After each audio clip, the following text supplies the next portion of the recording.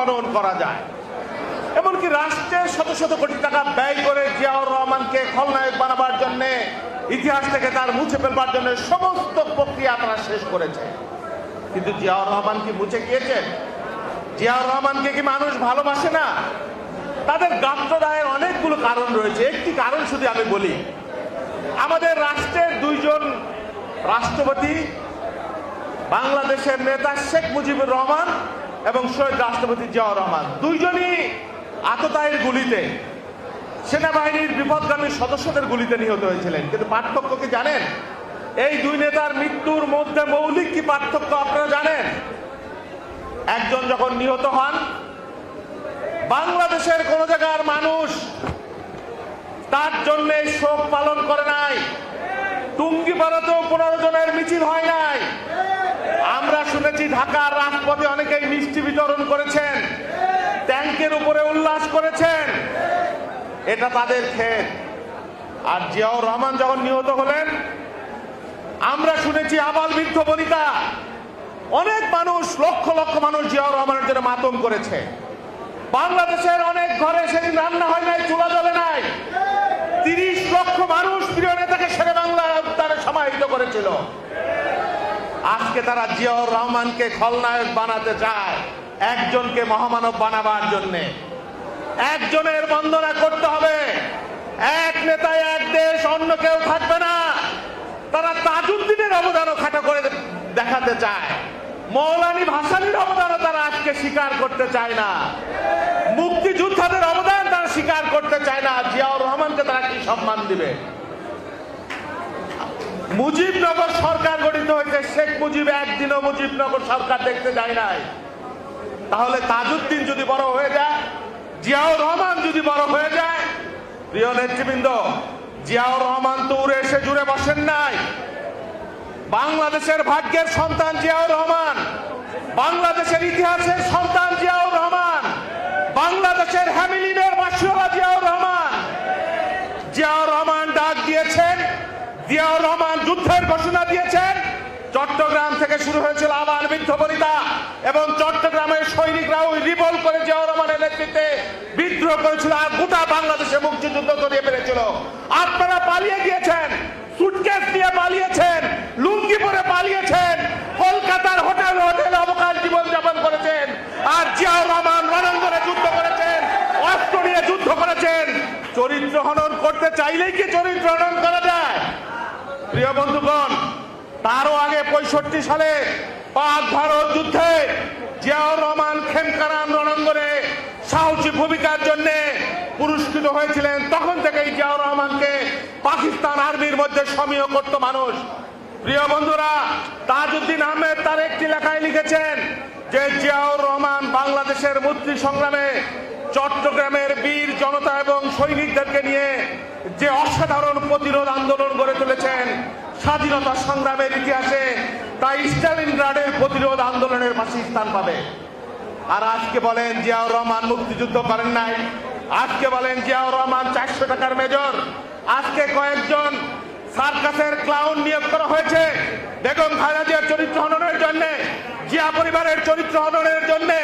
ওই যে হাসান মাহমুদ নামের একটা ক্লাউন রয়েছে, তার প্রতিদিন কাজই হলো জিয়া পরিবার আর বিএনপির মধ্যে বিষোদ্গার করা। আওয়ামী লীগের সাধারণ সম্পাদক নিজেকে বেহুলা লক্ষিন্দরের মধ্যে, আওয়ামী লীগের সভাপতি 1.5 বছর হলো ঘর থেকে বেরোন না, আর বক্তৃতায় বলেন আমি মৃত্যুকে ভয় পাই না। আরে করোনার ভয়ে 1.5 বছর একটা নিশ্চিদ্র ঘরের মধ্যে যে নিজেকে বন্দী করে রাখে, সে যদি বলে আমি মৃত্যুকে ভয় পাই না, এর চাইতে উপহাস, এর চাইতে ভণ্ডামি, এর চাইতে মিথ্যাচার আর কোনো কিছু হতে পারে না। প্রিয় বন্ধুরা, আমি বক্তব্য বেশি দীর্ঘায়িত করতে চাই না। আপনাদের উদ্দেশ্যে শুধু একটি আশাবাদের কথা বলি, বাংলাদেশে আজকে যে শাসন জারি রয়েছে, এই শাসন জনগণের শাসন নয়, এই শাসন গায়ের জোরের শাসন, এই শাসন রাতের ভোটের শাসন, এই শাসন মারণাস্ত্রের শাসন। এই শাসন বাংলাদেশে দীর্ঘদিন স্থায়ী হবে না, দীর্ঘদিন প্রলম্বিত হতে পারে না, কোনদিন হয় নাই, ইতিহাসে নাই। পৃথিবীর বিভিন্ন দেশে যুগে যুগে কালে কালে এইরকম শাসন এসেছিল, কিন্তু সেই দিন শেষে ফ্যাসিবাদ কখনো বিজয় হতে পারে নাই। ফ্যাসিবাদের পতন ফ্যাসিবাদের পরাজয় অবশ্যম্ভাবী। আপনাদের শুধু বলবো, আপনারা জিয়াউর রহমানের আদর্শকে বুকে ধারণ করুন, তার কর্মকে বুকে ধারণ করুন, তার দেশপ্রেমকে বুকে ধারণ করুন, তার সাথে ধারণ করুন।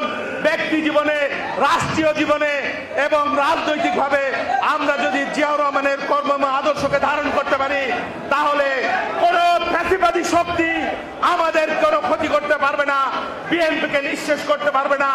আমাদের বিজয় দিন শেষে সুনিশ্চিত। আপনাদের সকলকে ধন্যবাদ জানিয়ে আজকের মতো আমি আমার কথা শেষ করলাম। আল্লাহ হাফেজ। বাংলাদেশ জিন্দাবাদ, খালেদা জিয়া জিন্দাবাদ, তারেক রহমান জিন্দাবাদ, শহীদ প্রেসিডেন্ট জিয়াউর রহমান অমরক। আসসালামু আলাইকুম।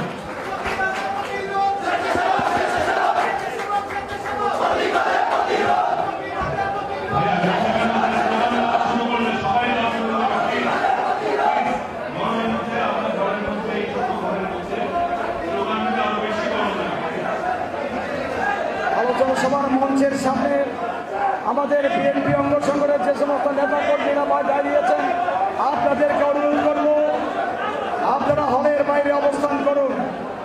সংগ্রামী বন্ধুরা, ইতিমধ্যে আমাদের মাঝে উপস্থিত হয়েছেন আজকের অনুষ্ঠানে প্রধান অতিথি, বাংলাদেশ জাতীয়তাবাদী দলের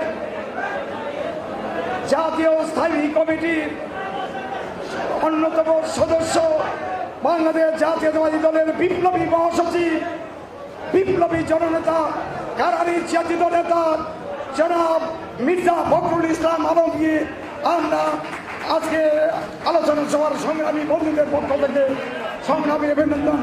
ইতিমধ্যে আমাদের মাঝে উপস্থিত হয়েছেন বাংলাদেশ জাতীয়তাবাদী দলের চেয়ারপারসন দেশনেত্রী বেগম খালেদা জিয়ার উপদেষ্টা পরিষদের অন্যতম সদস্য, সাবেক ছাত্রনেতা, ডাকসুর সাবেক ভিপি জনাব আমানুল্লাহ আমান।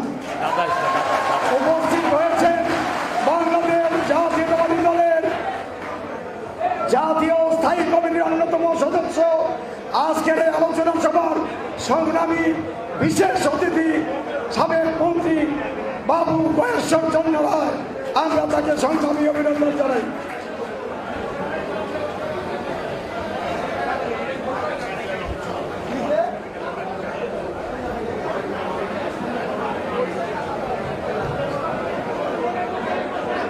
সংগ্রামী বন্ধুরা, এ পর্যায়ে বক্তব্য রাখবেন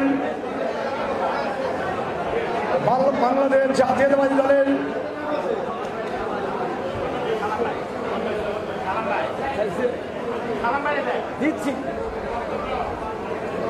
আলোচনা সভায় এ পর্যায়ে বক্তব্য রাখবেন বাংলাদেশ জাতীয়তাবাদী দল ঢাকা বিভাগীয় সাংগঠনিক সহসাংগঠনিক সম্পাদক জনাব অ্যাডভোকেট আব্দুল সালাম আজাদ। বক্তব্য রাখবেন অ্যাডভোকেট আব্দুল সালাম আজাদ। বিসমিল্লাহির রহমানির রহিম। বাংলাদেশ জাতীয়তাবাদী দল ঢাকা মহানগর দক্ষিণ শাখা আয়োজিত আজকের এই আলোচনা সভার সংগ্রামী সভাপতি জনাব হাবিবুল নবী খান সোহেল, মঞ্চ উপবিষ্ট আছেন বাংলাদেশ জাতীয়তাবাদী দলের সম্মানিত মহাসচিব, আন্দোলন সংগ্রামে প্রিন্সিপাল সালাদ।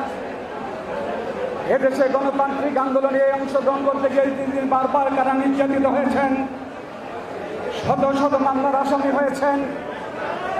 আমাদের সেই শ্রদ্ধেয় নেতা, সাবেক মন্ত্রী, জননন্দিত নেতা মির্জা ফখরুল ইসলাম আলমগীর। মঞ্চ উপবিষ্ট আছেন বাংলাদেশ জাতীয়তাবাদী দলের স্থায়ী কমিটির অন্যতম সদস্য, কিংবদন্তি যুব নেতা, আজকের এই সভার বিশেষ অতিথি সাবেক মন্ত্রী, জননন্দিত নেতা বাবু গয়েশ্বর চন্দ্র রায়। মঞ্চ উপবিষ্ট আছেন বাংলাদেশ জাতীয়তাবাদী দলের মাননীয় চেয়ারপারসনের সম্মানিত উপদেষ্টা, সাবেক মন্ত্রী, কিংবদন্তি ছাত্র নেতা, জননন্দিত নেতা জনাব আমানুল্লাহ আমান। মঞ্চ উপবিষ্ট আছেন বাংলাদেশ জাতীয়তাবাদী দলের সংগ্রামী সাংগঠনিক সম্পাদক, সাবেক এমপি, আজকের এই সভার বিশেষ অতিথি জনাব ফজলুল হক মিলন, মঞ্চ ভূমিষ্ঠ আছেন বাংলাদেশ জাতীয়তাবাদী দলের সহ সাংগঠনিক সম্পাদক সাবেক ছাত্র নেতা জনাব শহীদুল ইসলাম বাবুল সহ এই মহানগরীর সর্বস্তরের নেতৃবৃন্দ, আমি বক্তব্য দীর্ঘায়িত করতে চাই না। আজকে শহীদ রাষ্ট্রপতি জিয়াউর রহমানের 40তম শাহাদাত বার্ষিক উপলক্ষে আলোচনা সভা। আজকে জিয়াউর রহমানকে নিয়ে যদি ভাবতে হয় তাহলে বাংলাদেশকে নিয়ে ভাবতে হয়। আজকে যদি জিয়াউর রহমানকে নিয়ে বলতে হয় তাহলে বাংলাদেশের স্রষ্টার সম্বন্ধে বলতে হয়। যে জিয়াউর রহমানের জন্ম না করলে আজকে বাংলাদেশের জন্ম হতো না। যে জিয়াউর রহমান স্বাধীনতার ঘোষণা না দিলে আজকে বাংলাদেশ স্বাধীন হতো না। যে জিয়াউর রহমান গণতন্ত্রের আহ্বান না করলে আজকে বাংলাদেশ গণতন্ত্র লাভ করতো না। আজকে আমরা কি দেখতে পাই? স্বাধীনতার 40 বছর, স্বাধীনতার 50 বছর পূর্তি উপলক্ষে আমরা ভেবেছিলাম আজকের এই সরকার হয়তোবা স্বাধীনতার সত্যের পক্ষে হাঁটবেন, স্বাধীনতার সঠিক ইতিহাসের পথে হাঁটবেন। এই স্বৈরাচারী সরকার, গণতান্ত্রিক নস্যৎকারী সরকার স্বাধীনতার সপক্ষে না হেঁটে জিয়াউর রহমানকে আজকে স্বাধীনতার খলনায়ক বানানো হয়েছে। জিয়াউর রহমানকে বলতে চান পাকিস্তানের একজন দোষর হিসাবে তাকে চিহ্নিত করতে চান। আমি বলতে চাই, যারা জিয়াউর রহমানকে পাকিস্তানের দোষর হিসাবে বলতে চান, যারা জিয়াউর রহমানকে পাকিস্তানের অনুচর বলতে চান, আমি তাদের উদ্দেশ্য করে বলতে চাই, এই শব্দ যারা উচ্চারণ করেন তারা ভারতের অনুচর। বাংলাদেশকে ভারতে পরিণত করতে চায়, বাংলাদেশকে ভারত বানাতে চায়। আমি তাদেরকে উচ্চার করে দিতে চাই, এই স্বাধীনতার 50 বছরের মধ্যে আজকে গণতন্ত্র নাই। আজকে দেশের স্বাধীনতা হুমকির সম্মুখে এই বাংলাদেশের মানুষদের, যারা জিয়াউর রহমানকে পাকিস্তানের অনুচর বানাতে চান, তাদেরকে এই বাংলাদেশে বিচার করে, রাষ্ট্রদ্রোহী বিচার করে বাচ্চাদেরকে ফাঁসির মঞ্চে যেতে হবে। আমি অ্যাডভোকেট সালাম বলতে চাই, আমি নিজে জিয়াউর রহমানের বক্তব্য, জিয়াউর রহমানের স্বাধীনতার ঘোষণা শুনেছি। আমি জিয়াউর রহমানের স্বাধীনতার ঘোষণা শুনেছি। শুধু জিয়াউর রহমান স্বাধীনতার ঘোষণার মধ্য দিয়ে তার অবস্থান ছিল না। এই জিয়াউর রহমান একদিকে স্বাধীনতার ঘোষণা দিয়েছিলেন, আরেকদিকে সশস্ত্র মুক্তিযুদ্ধের মধ্য দিয়ে সেক্টর কমান্ডার এবং রেডফোর্সের মধ্য দিয়ে বাংলাদেশের স্বাধীনতার জন্য নিজেই রণাঙ্গনে ছিলেন। সেই দিন আওয়ামী লীগের নেতৃবৃন্দরা কোথায় ছিলেন? কোথায় ছিলেন সেই দিনকার আওয়ামী লীগের নেতা? কোন নেতাদের সেই দিন মুক্তিযুদ্ধে অংশগ্রহণ করতে দেখায়? আজকে যারা ভুয়া সার্টিফিকেট বানিয়ে মুক্তিযুদ্ধে বানিয়ে ভুয়া মুক্তিযুদ্ধে বানিয়ে আজকে আমাদের নেতাকে খলনায়ক বানাতে চান, আজকে জিয়াউর রহমানের বিরুদ্ধে কথা বলতে চান, সেই দিন জিয়াউর রহমান যদি আবার 75 সালে বাংলার মানুষ কাছে গণতন্ত্রের আহ্বান না জানাতেন, 75 সালে জিয়াউর রহমান বাংলাদেশের মানুষের কাছে আবার আবির্ভূত হয়েছিলেন, গণতন্ত্রের কথা বলেছিলেন, গণতন্ত্র আহ্বান করেছিলেন, একদলীয় বাকশালের বিরুদ্ধে, বাকশালের পরিবর্তে গণতন্ত্র দিয়েছিলেন। যে গণতন্ত্রের মধ্য দিয়ে আজকে আওয়ামী লীগ কথা বলে, যে গণতন্ত্রের মধ্য দিয়ে 4টে পত্র পত্রিকার পরে আবার বাংলাদেশে সমস্ত পত্র পত্রিকাগুলো মানুষের পক্ষে কথা বলতে পারেন। আজকে হাজার হাজার পত্রিকা, আজকে লক্ষ লক্ষ সাংবাদিক আজকে আমাদের মাঝে আছেন। ঠিক সেই সময় শুধুমাত্র 4টি পত্রিকা। বন্ধুরা আমার, আমি বক্তব্য দীর্ঘায়িত করতে চাই না। আমার পরেও অনেক জাতীয় নেতৃবৃন্দ আছেন। আমি আর বক্তব্য আপনাদের বলতে চাই, একটা শেষবারের মতো একটা কথা বলতে চাই। আজকে জিয়াউর রহমান আমাদের কাছে নাই। জিয়াউর রহমানের আদর্শ আমাদের কাছে রেখে গিয়েছেন। জিয়াউর রহমানের আমানত বেগম খালেদা জিয়া আমাদের কাছে রেখে গেছেন। তাকে মিথ্যা মামলা দিয়ে সাজা দেওয়া হয়েছে। আজকে আমরা ঐক্যবদ্ধ হবে। জিয়াউর রহমানের সন্তান, আমাদের প্রাণপ্রিয় নেতা, ভারপ্রাপ্ত চেয়ারম্যান তারেক রহমানের নেতৃত্বে এই বাংলাদেশে আরেকটি বিপ্লব ঘটিয়ে, এই স্বৈরাচারী সরকারের পতন ঘটিয়ে বাংলাদেশকে মুক্ত করব, গণতান্ত্রিক দেশ ফিরিয়ে আনবো। আপনাদের সবাইকে ধন্যবাদ।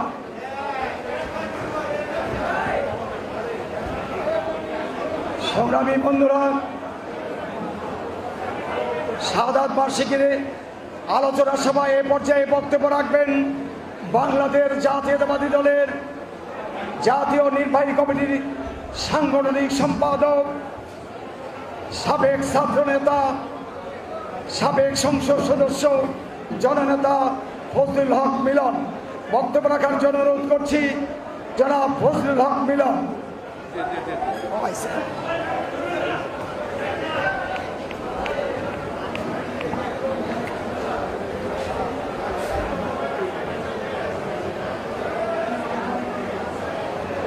বিসমিল্লাহির রহমানির রহিম। স্বাধীনতার ঘোষক শহীদ রাষ্ট্রপতি জিয়াউর রহমানের 40তম শাহাদাত বার্ষিকী উপলক্ষে আলোচনা সভার শ্রদ্ধাভাজন সভাপতি, জাতীয়তাবাদী ছাত্র দলের সাবেক সভাপতি, স্বেচ্ছাসেবক দলের সাবেক সভাপতি, বিএনপির বিপ্লবী যুগ্ম মহাসচিব, ঢাকা মহানগরী দক্ষিণের সংগ্রামী সভাপতি হাবিবুল নবী খান সোহেল, আজকের অনুষ্ঠানের প্রধান অতিথি। একাধারে তিনি ছিলেন শিক্ষক, অ্যাডমিনিস্ট্রেটর, এমপি, মন্ত্রী, বিএনপির মহাসচিব মির্জা ফখরুল ইসলাম আলমগীর। উপস্থিত রয়েছেন বিশেষ অতিথি, জাতীয়তাবাদী দলের স্থায়ী কমিটির অন্যতম সদস্য, যুব দলের সাবেক সাধারণ সম্পাদক, সাবেক মন্ত্রী, শ্রদ্ধাভাজন নেতা বাবু গয়েশ্বর চন্দ্র রায়। উপস্থিত রয়েছেন 90-এর গণ অভ্যুত্থানের নায়ক, ছাত্র দলের সাবেক আহ্বায়ক, সাবেক এমপি, সাবেক মন্ত্রী, বিএনপির চেয়ারপারসন উপদেষ্টা মন্ডলীর সদস্য জনাব আমানুল আমান, সহসাংগঠনিক সম্পাদক অ্যাডভোকেট আব্দুল সালাম, সহসাংগঠনিক সম্পাদক শহীদুল ইসলাম বাবুল, সঞ্চালক কাজী আবুল বাশার সহ মহানগরীর বিএনপি অঙ্গ সংগঠনের নেতৃবৃন্দ, ভাই ও বোনের, আসসালামু আলাইকুম।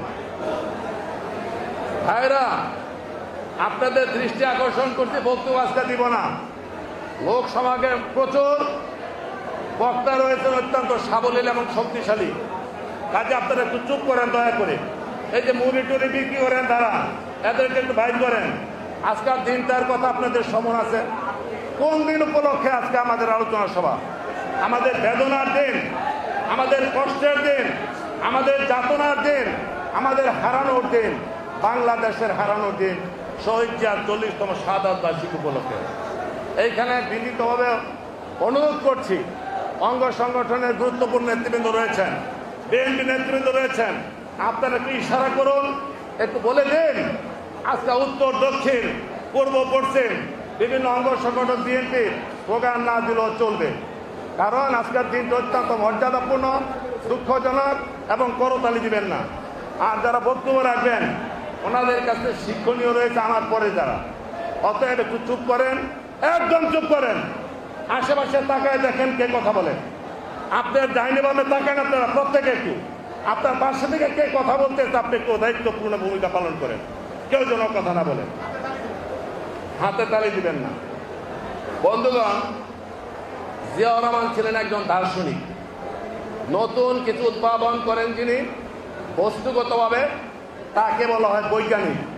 আর মনোজগতের কোনো ব্যাপারে যদি বিশ্লেষণ করে যা পূর্বে ছিল না এখন উপস্থিত করেছেন সম্মুখে, তাকে বলা হয় দার্শনিক। দার্শনিক তার দর্শন উদ্ভাবন করে মানুষের মধ্যে ছেড়ে দেন ওটা বাস্তবায়নের জন্য, তাকে বলা হয় দার্শনিক। আর যে দার্শনিক কোনো তত্ত্ব উদ্ঘাটন করে, কোনো আবিষ্কার করে, উদ্ভাবন করে, প্রবর্তন করে সেটি বাস্তবায়নের জন্য নিজে নামেন, তাকে বলা হয় দার্শনিক যোদ্ধা। জিয়াউর রহমান ছিলেন দার্শনিক যোদ্ধা। যত কর্মসূচি প্রণয়ন করেছেন, আগে মাঠে নেমেছেন। এই জিয়ারে আজকের 40তম শাহাদাত বার্ষিকীর আলোচনা সভা।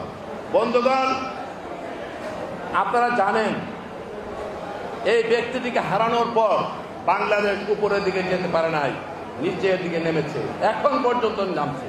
কারণ দেশপ্রেমের অনেক অভাব রয়েছে, নীতির অনেক অভাব রয়েছে, কর্তব্য পরায়ণতার অনেক অভাব রয়েছে, দায়িত্বশীলতার অনেক অভাব রয়েছে। কথায় বলে, হাঁসের রাজা যদি হয় রাজহাঁস, রাস্তার রাজা যদি হয় রাজপথ, বাড়ির রাজা যদি হয় রাজবাড়ি, রাস্তার রাজা যদি হয় রাজপথ, মিস্ত্রির রাজা যদি হয় রাজমিস্ত্রি, সিংহাসনের রাজা যদি হয় রাজসিংহাসন, তাহলে রাজনীতির আসল তত্ত্ব কোথায়? সেখানে হচ্ছে রাজনীতির মূল কথা নীতি। রাজনীতি মানে নীতি, রাজা হচ্ছে নীতি। আমরা কি সেই জায়গায় আছি? এই দেশ কি সেভাবে চলছে? এই সরকার কি সেইভাবে দেশ পরিচালনা করছে? অর্থাৎ নীতি ভ্রষ্টতা। আজকে স্লোগান বন্ধ করেন, স্লোগানটা বন্ধ করেন, দয়া করে স্লোগানটা বন্ধ করেন, স্লোগান বন্ধ করেন। আজকে শাহাদাত বার্ষিকীর অনুষ্ঠান, আজকে শাহাদাত বার্ষিকীর অনুষ্ঠান, স্লোগান বন্ধ করেন। আজকে শাহাদাত বার্ষিকীর অনুষ্ঠান, স্লোগান আবার করেন।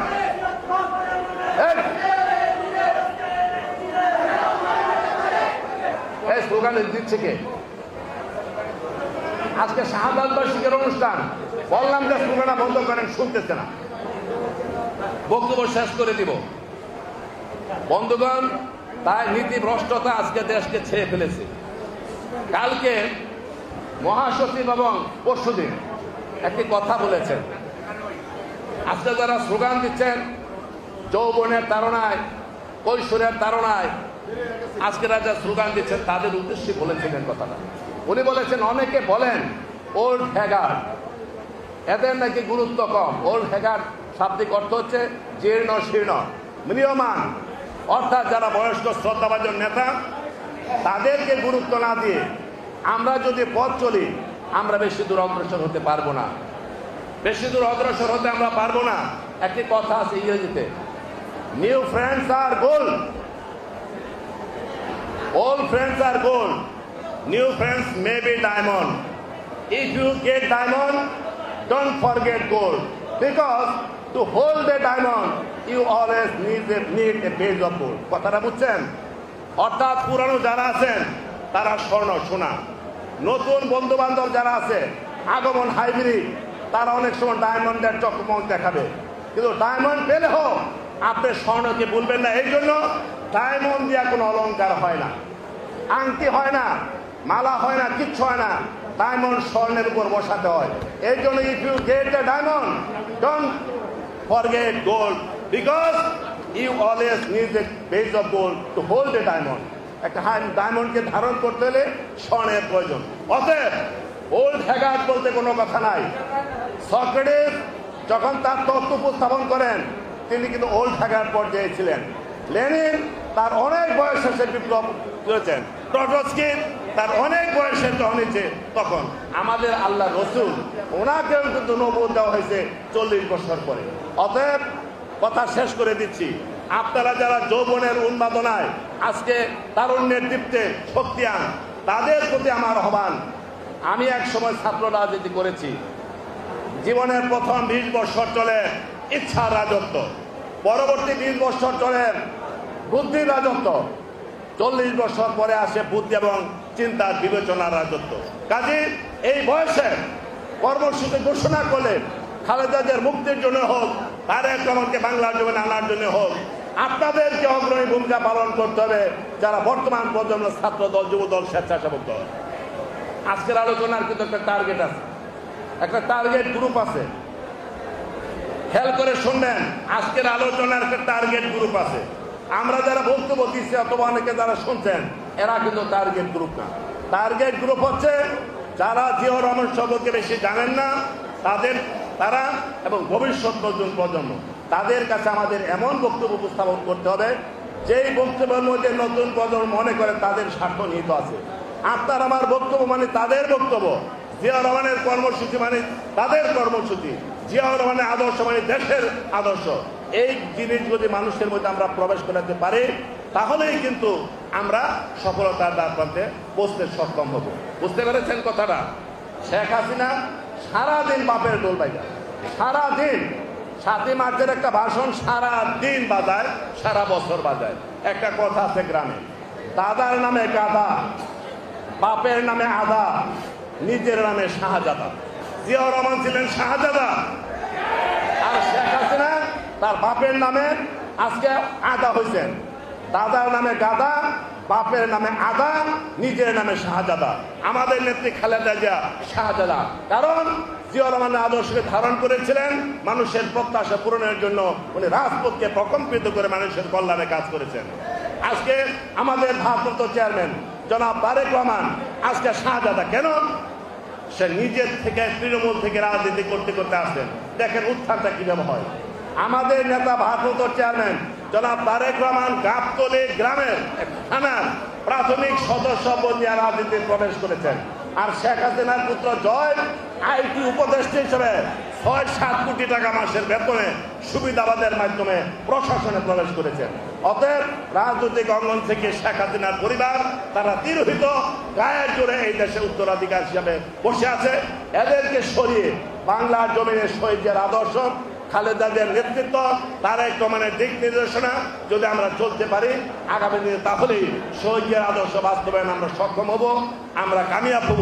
সেই কাফেলায় শরীক হওয়ার জন্য নিজেদেরকে মেধা, প্রজ্ঞা, মননশীলতার ইচ্ছা, দৃঢ় শক্তি, সাহস এবং উদ্যমের মাধ্যমে নিজেদের প্রস্তুত করার আহ্বান জানিয়ে শহীদ জিয়ার বিধি হাত্তার মাগফিরাত কামনা করে আমি কথা শেষ করছি। আল্লাহ হাফেজ। বাংলাদেশ জিন্দাবাদ, জাতীয়তাবাদী দল জিন্দাবাদ, দেশ নেত্রী বেগম খালেদা জিয়া জিন্দাবাদ, শহীদ জমরক তারেক রহমান জিন্দাবাদ। সকলকে ধন্যবাদ।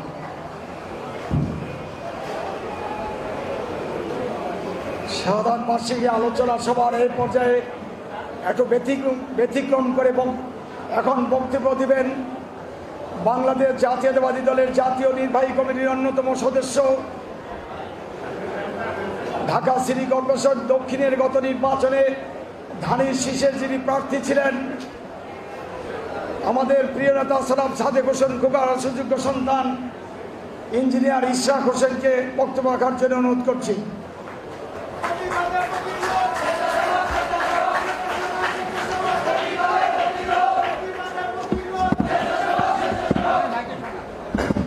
বিসমিল্লাহির রহমানির রহিম। আলহামদুলিল্লাহ হে রাব্বুল আলামিন। প্রিয় ভাইরা, আজকে আমরা এখানে এই সভায় উপস্থিত হয়েছি আমাদের প্রান্তীয় নেতা শহীদ রাষ্ট্রপতি জিয়াউর রহমান বীর উত্তমের 40তম শাহাদাত বার্ষিকী উপলক্ষে আলোচনা সভায় এখানে আমাদের মাঝে উপস্থিত রয়েছে।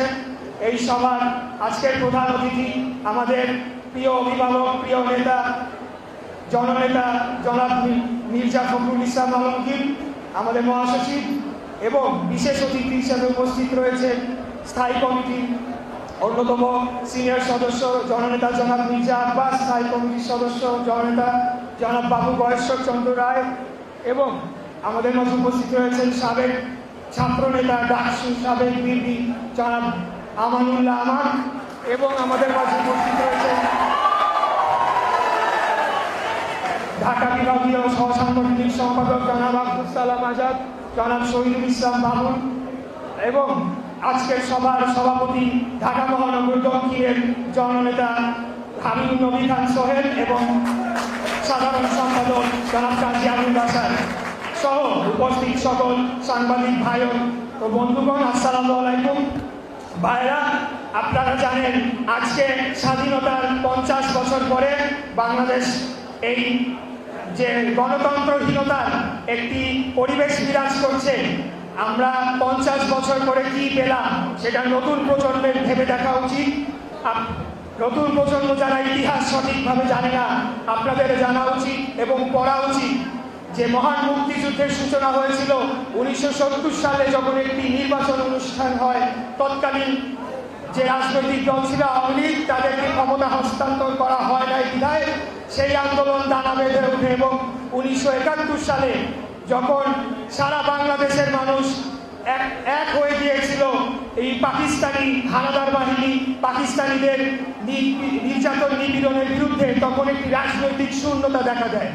সেই শূন্যতার মাঝে 25শে মার্চ কাল রাত অথবা 26শে মার্চ ভোরবেলা আমাদের শহীদ রাষ্ট্রপতি জিয়াউর রহমান, উনি 36 বছর বয়সে একজন মেজর ছিলেন, ওনাকে কোনো রাজনৈতিক নির্দেশনা দেওয়া হয় নাই, কোনো ঊর্ধ্বতন সেনা কর্মকর্তা বা অন্য কোথাও থেকে নির্দেশনা দেওয়া হয়। উনি নিজে উদ্যোগী হয়ে উনি একটি বিপ্লব ঘটালেন এবং নিজেকে বাংলাদেশের প্রথম রাষ্ট্রপতি হিসেবে উনি বাংলাদেশের স্বাধীনতার ঘোষণা দিলেন। সেই ঘোষণার মাধ্যমে বাংলাদেশের মুক্তিযুদ্ধের প্রক্রিয়া শুরু হয় এবং সারা দেশে অন্যান্য যারা সিনিয়র সেনা অফিসাররা ছিলেন তারা বিভিন্ন সেক্টরের দায়িত্বভার গ্রহণ করেন এবং বাংলাদেশে প্রতিরোধ করে তুলেন, এবং একটি রক্তক্ষয়ী 9 মাস যুদ্ধের পরে আমরা স্বাধীন বাংলাদেশ উপহার পাই। অর্থাৎ 50 বছর আজকে সুবর্ণ জয়ন্তী আমরা পালন করার কথা, সেখানে আমরা দেখছি ঘুরে ফিরে এই বর্তমান আওয়ামী সরকার তারা গণতন্ত্রকে হত্যা করে আবারও সেই আমাদেরকে 50 বছর আগে আমরা যেখানে ছিলাম সেখানে নিয়ে গিয়ে রেখেছে। ভাইরা, আমি এখানে লম্বা বক্তৃতা করবো না, এখানে আমাদের সিনিয়র নেতৃবৃন্দরা রয়েছেন। আমি খালি নতুন প্রজন্মকে বলতে চাই, আমরা শহীদ রাষ্ট্রপতি জিয়াউর রহমানের আদর্শের দল করি। উনি একটি বিদ্রোহ সেনা অফিসারের বিদ্রোহ করার অর্থই হচ্ছে নির্ঘাত মৃত্যু দণ্ড, কোর্ট মার্শাল। সেটি জেনে শুনে উনি বাংলাদেশের স্বাধীনতার ঘোষণা দিয়েছিলেন সময়ের প্রয়োজনে, দেশের প্রয়োজনে, মানুষের জীবন রক্ষার প্রয়োজনে। আপনাদেরও সেই আদর্শে উদ্বুদ্ধ হয়ে আগামী দিনের রাজপথে আন্দোলনের সর্বোচ্চ সর্বাগ্রে থাকতে হবে। আমাদের যারা সিনিয়র নেতৃবৃন্দ রয়েছেন তারা আমাদেরকে দিক নির্দেশনা দিবেন, আমাদেরকে পথ দেখাবেন, কিন্তু আমরা রাজনৈতিক আন্দোলন সংগ্রামের মাধ্যমে গণ অভ্যুত্থান ঘটাবো এবং এই স্বৈরাচারী সরকারের পতন ঘটিয়ে জনগণের মালিকানা জনগণকে ফিরিয়ে দিব। আমি শেষ যে কথাটি বলতে চাই, আমরা ক্ষমতার লড়াই করছি না, ক্ষমতায় যাওয়ার জন্য আমরা এই আন্দোলন করছি না। আমাদের এই আন্দোলন পঞ্চদশ সংশোধনী বাতিল করে তত্ত্বাবধায়ক সরকার ব্যবস্থা বহাল করতে হবে, যাতে জনগণ তাদের ভোট দিয়ে তাদের পছন্দ মতো জনপ্রতিনিধি নির্বাচিত করতে পারে। গতকাল একজন সিনিয়র সরকারি দলীয় নেতা বলছে রঙিন খোয়াব দেখছে আমরা ক্ষমতায় যাওয়ার জন্য। এসি রুমের ভিতরে বসে রঙিন চেয়ারে বসে ক্যামেরার রঙিন আলোর ঝলমলে আলোর নিচে অনেক বক্তব্য দেওয়া যায়, তারা বাস্তব চিত্র জানে না। বাংলাদেশে দেশ ও মাটি মানুষ, আজকে জনগণ অত্যন্ত কষ্টে রয়েছে, করোনা মহামারীতে দেশ ধ্বংস হয়ে যাচ্ছে। আপনাদের সেই দিকে কোনো খেয়াল নাই, আপনারা গোয়েন্দা সংস্থার লিখে দেওয়া বক্তব্য পড়বেন, আর সেই বক্তব্য আমরা জিয়া সৈনিকেরা ভয় পেয়ে যাব। সেটি যদি আপনারা মনে করেন ভুল ধারণা নিয়ে আপনারা বসবাস করছেন, আমি আপনাদেরকে আবারও বলতে চাই, ক্ষমতা হস্তান্তরের শান্তিপূর্ণ স্বাভাবিক পথকে আপনারা উন্মোচন করেন, না হলে আপনাদেরকে জনগণ ওই ক্ষমতার মস্ত তছনছ করে টেনে দিচ্ছেন। আমি আমার বক্তব্য দীর্ঘায়িত করবো না, আপনারা আমাদের নেত্রীর জন্য দোয়া করবেন। বাংলাদেশ জিন্দাবাদ, বাংলাদেশ জাতীয়তাবাদী দল জিন্দাবাদ, শহীদ রাষ্ট্রপতি জিয়াউর রহমান অমর হোক, দেশনেত্রী বেগম খালেদা জিয়া জিন্দাবাদ, এবং এই গণতান্ত্রিক আন্দোলনের সর্বোচ্চ নেতৃত্ব যিনি দিচ্ছেন আমাদের প্রিয় নেতা তারুণ্যের অহংকার জনাব তারেক রহমান জিন্দাবাদ, জিন্দাবাদ, জিন্দাবাদ। আসসালামু আলাইকুম।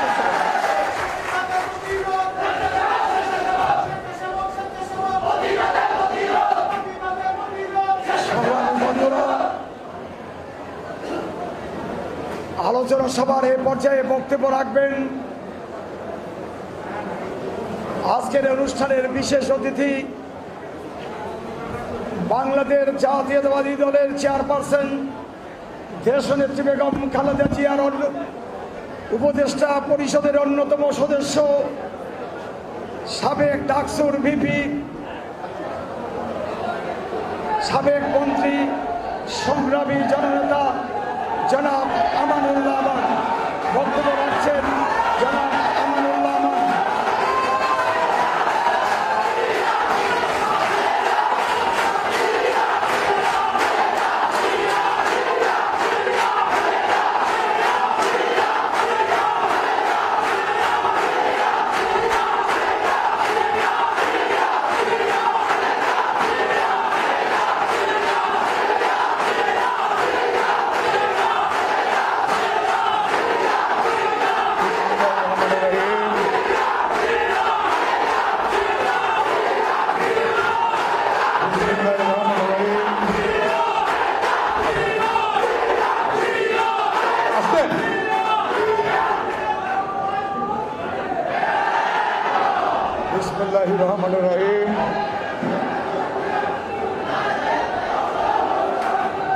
কোন স্লোগান দেবেন না, কোন স্লোগান হবে না।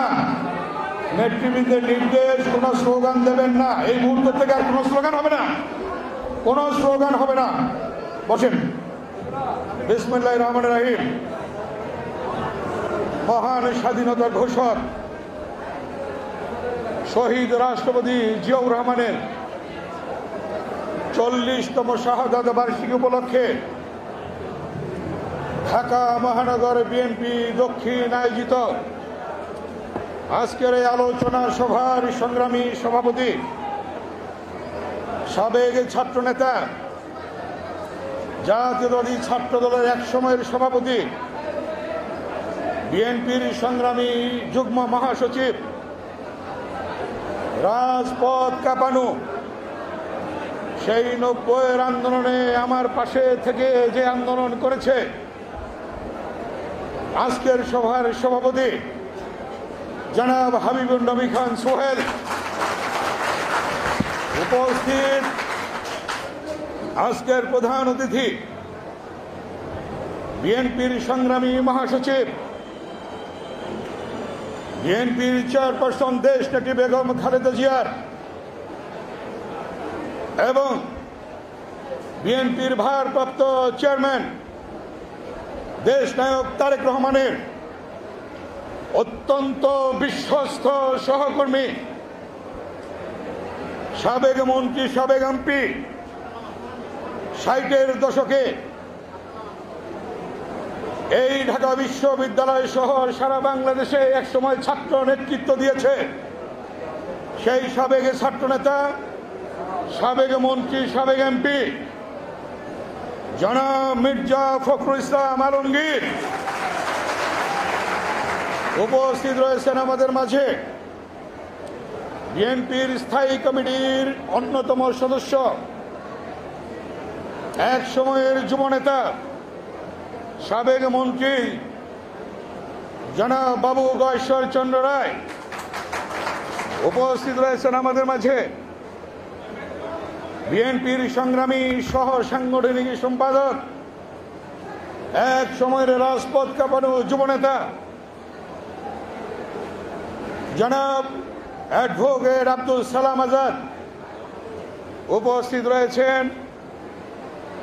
আজকের বিশেষ অতিথি বিএনপির সংগ্রামী সহ সাংগঠনিক সম্পাদক, এক সময়ের জাতীয়তাবাদী ছাত্র দলের ভারপ্রাপ্ত সভাপতি জনাব শহীদুল ইসলাম বাবুল উপস্থিত রয়েছেন আমাদের মাঝে। এই ঢাকা মহানগরী দক্ষিণের সংগ্রামী সাধারণ সম্পাদক এবং রাজপথের সাহসী নেতা জনাব কাজী আবুল বাশার উপস্থিত রয়েছেন। বিশেষ অতিথি এই ঢাকা দক্ষিণের মেয়র প্রার্থী ছিলেন এবং এই ঢাকার এক সময়ের মেয়র মন্ত্রী বীর মুক্তিযোদ্ধা জনাব সাদেক হোসেন খোকার সুযোগ্য উত্তরসূরি ইঞ্জিনিয়ার ইশরাক হোসেন, আমার ডান দিকে, বাঁ দিকে এবং পিছনে সামনে অনেক সাবেক ছাত্রনেতা, আমাদের নবিউল্লাহ নবী সাহেব, হাবিবুর রশিদ হাবিব এবং আরো অনেক ছাত্রনেতা এখানে উপস্থিত রয়েছেন, আমার সামনেও রয়েছেন। আমি সংক্ষিপ্তভাবে আমার বক্তব্য শেষ করব। মহান স্বাধীনতার ঘোষক শহীদ রাষ্ট্রপতি জিয়াউর রহমান স্বাধীনতার ঘোষণা দিয়েছিলেন, অন্য কেউ কিন্তু দেন নাই। শুনেছেন কারো মুখে? শুনেন নাই। জিয়াউর রহমান রণাঙ্গনের মুক্তিযোদ্ধা, অন্য কারো নাম শুনছেন? যারা পরবর্তীতে সরকার প্রধান হয়েছেন তারা রণাঙ্গনে মুক্তিযুদ্ধ করেছেন? করেন নাই। শহীদ রাষ্ট্রপতি জিয়াউর রহমান সেক্টর কমান্ডার, অন্য কারো নাম শুনছেন আওয়ামী লীগের?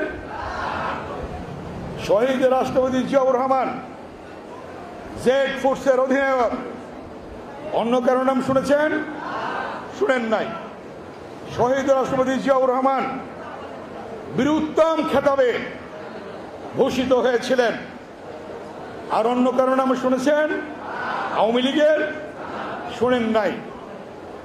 শহীদ রাষ্ট্রপতি জিয়াউর রহমান বাংলাদেশ, আধুনিক বাংলাদেশের স্থপতি, এটা প্রমাণিত হয়েছে। শহীদ রাষ্ট্রপতি জিয়াউর রহমান বাংলাদেশের মাঠে ঘাটে, পথে প্রান্তরে, গ্রামে গঞ্জে ঘুরে বেরিয়েছিলেন এবং বাংলাদেশের সবচেয়ে জনপ্রিয় রাষ্ট্রপ্রধান হয়েছিলেন। আজকে পর্যন্ত প্রমাণিত হয়েছে শহীদ রাষ্ট্রপতি জিয়াউর রহমান। আপনারা জানেন চতুর্থ সংশোধনীর মধ্য দিয়ে শেখ মুজিবুর রহমান বাংলাদেশের সকল রাজনৈতিক দলকে বন্ধ করে দিয়ে একটি রাজনৈতিক দল গণতন্ত্রকে হত্যা করে একদলীয় শাসন ব্যবস্থা বাকশাল কায়েম করেছিল। জানেন আপনারা, ইতিহাস দেখেছেন শহীদ রাষ্ট্রপতি জিয়াউর রহমান পঞ্চম সংশোধনীর মধ্য দিয়ে শেখ মুজিব চতুর্থ সংশোধনীর মধ্য দিয়ে বাকশাল কায়েম করলো, সকল রাজনৈতিক দল বন্ধ করে দিল, সকল সংবাদপত্র বন্ধ করে দিয়ে 4টি সংবাদপত্র চালু রাখলো। আর জিয়াউর রহমান সকল পঞ্চম সংশোধনীর মধ্য দিয়ে সকল রাজনৈতিক দলের দ্বার খুলে দিল, বহুদলীয় গণতন্ত্র প্রবর্তন করলো, সকল সংবাদপত্র খুলে দিল। আর আজকে আমরা কি শুনলাম? ওই আওয়ামী লীগের একজন সিকি মন্ত্রী এবং সাধারণ সম্পাদক, সিকি মন্ত্রী ছিল এক সময় এবং আওয়ামী লীগের সাধারণ সম্পাদক জিয়াউর রহমান নাকি বহুদলীয় গণতন্ত্র করে তামাশা করেছে। ওনার মুখটা সামলিয়ে কথা বলা উচিত। জিয়াউর রহমান কে, কার সম্পর্কে কথা বলছে? অতএব আমি আজকে শহীদ রাষ্ট্রপতি জিয়াউর রহমানের 40তম শাহাদাত বার্ষিকীতে দাঁড়িয়ে বলতে চাই, অবিলম্বে ওবায়দুল কাদের সাহেব জাতির কাছে ক্ষমা চান এবং আপনার বক্তব্য আপনি ফিরিয়ে নেন। জাতি জানে জিয়াউর রহমান কি করেছে, বহুদলীয় গণতন্ত্র এবং সংবাদপত্রের স্বাধীনতা কে দিয়েছে। আজকে শুধু এইটুকু নয়, আপনারা জানেন 1972 থেকে 75 পর্যন্ত শেখ মুজিবুর রহমান হাজার হাজার বিরোধী নেতা কর্মীকে হত্যা করেছিল।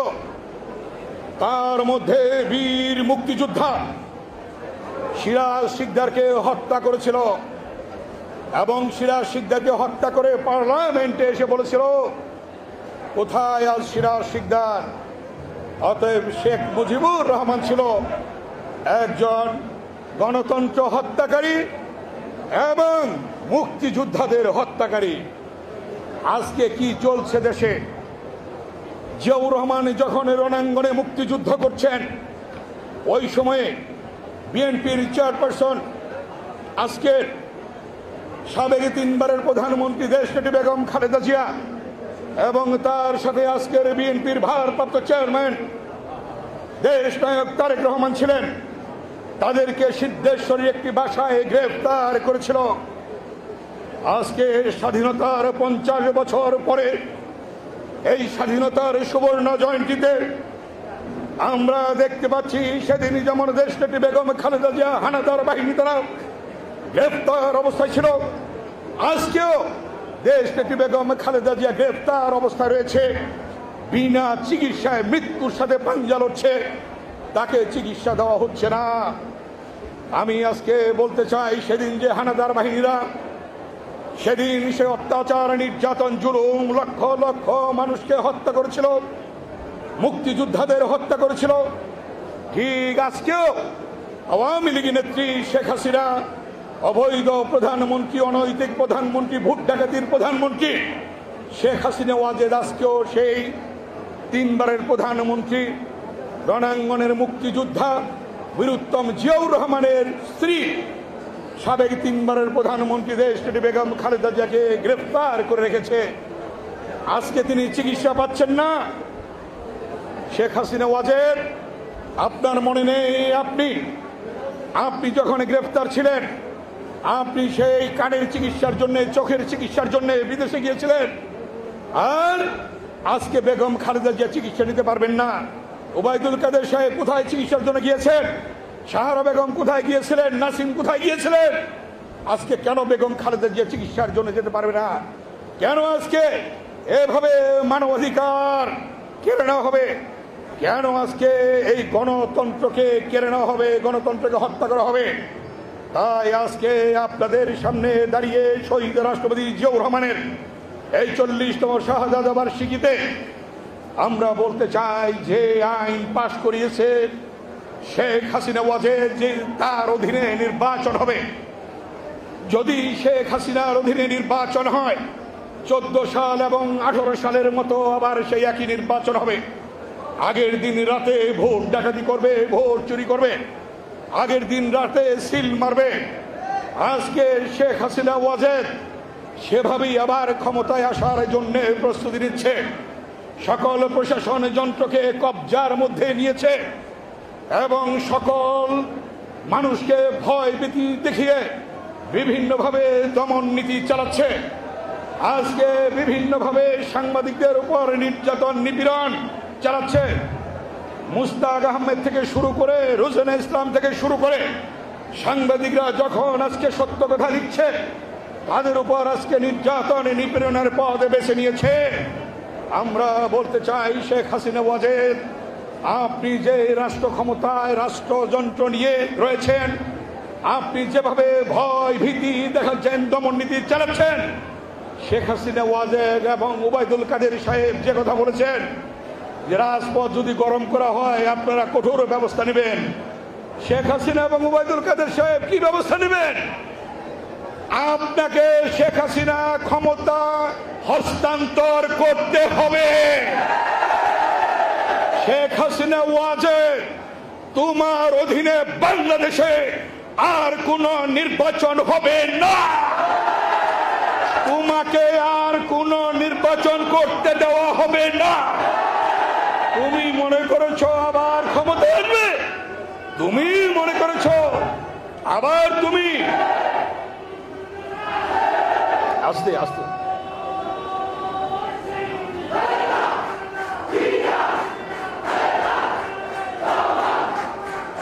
স্লোগান বন্ধ, স্লোগান বন্ধ,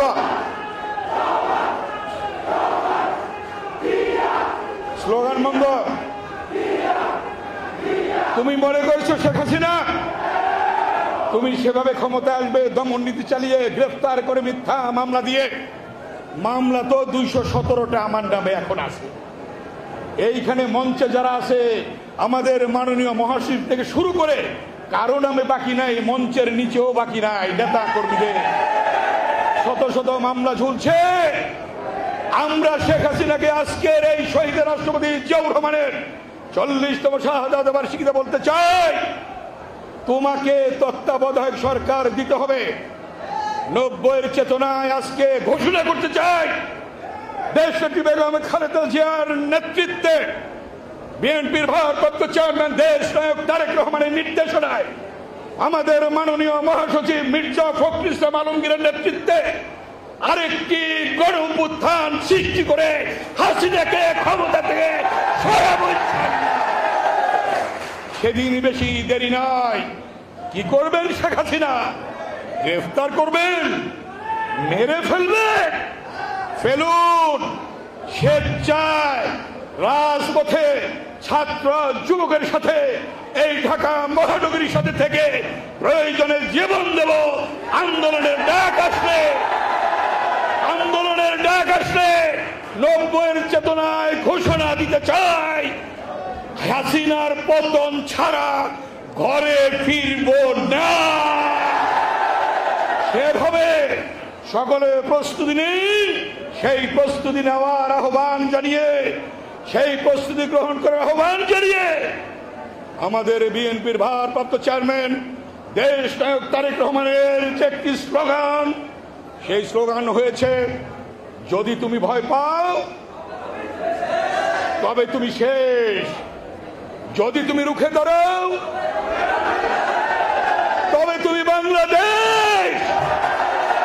সেই শহীদ জিয়ার বাংলাদেশ, আধুনিক বাংলাদেশ, দেশ নেত্রী বেগম খালেদা জিয়ার বাংলাদেশ, দেশ নেত্রীকে মুক্ত করার বাংলাদেশ তৈরি করার জন্য তারেক রহমানের স্বপ্নের বাংলাদেশ আমরা গড়ে তুলব ইনশাআল্লাহ।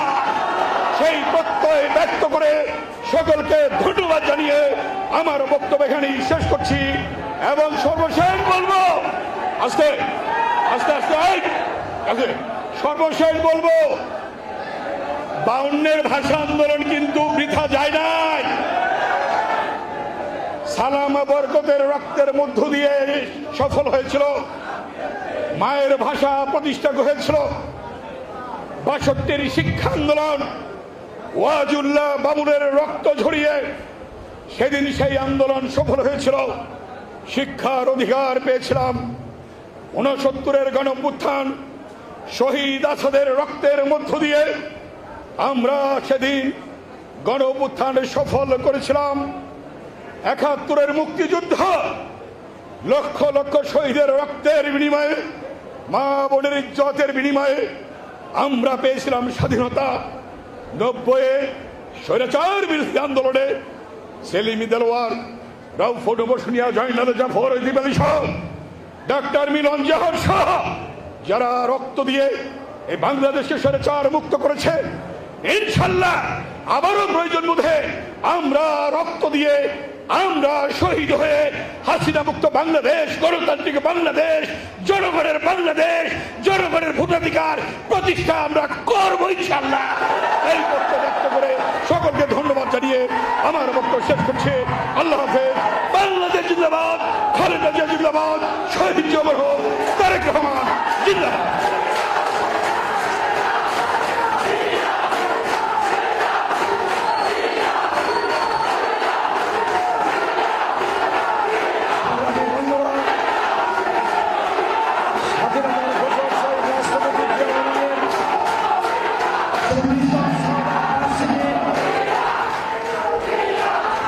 আলোচনার সময় এখন আমাদের মাঝে বিশেষ অতিথি হিসেবে উপস্থিত হওয়ার কথা ছিল আরো একজন ঢাকা মহানগর বিএনপির সাবেক সভাপতি, ঢাকা মহানগরের সাবেক সংগ্রামী মেয়র, অসুস্থতার কারণে তিনি আসতে পারেন নাই।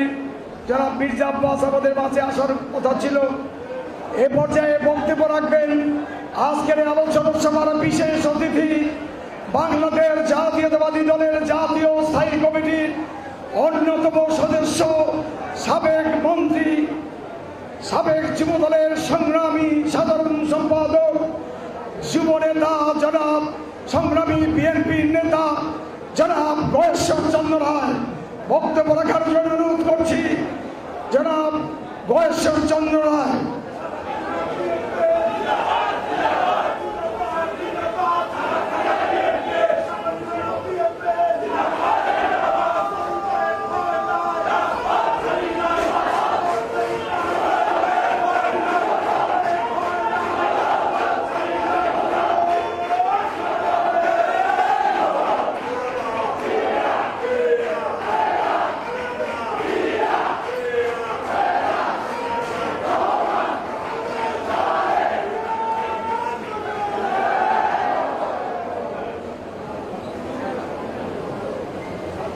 বাংলাদেশ জাতীয়তাবাদী দল ঢাকা মহানগর দক্ষিণ কর্তৃক সর্বকালের সর্বশ্রেষ্ঠ মুক্তিযোদ্ধা শহীদ রাষ্ট্রপতি জিয়াউর রহমানের 40তম শাহাদাত বার্ষিকী উপলক্ষে আয়োজিত আজকের আলোচনা সভায় সংগ্রামী সভাপতি, আজকের সভার সভাপতি জনাব হাবিবুল কবির খান সোহেল, মাননীয় প্রধানমন্ত্রী, আমাদের প্রিয় নেতা বিএনপির সংগ্রামী মহাসচিব জনাব মির্জা ফখরুল ইসলাম আলমগীর, মঞ্চে বিশিষ্ট সহকর্মী, সম্মানিত সহযোদ্ধা ভাই ও বোনেরা,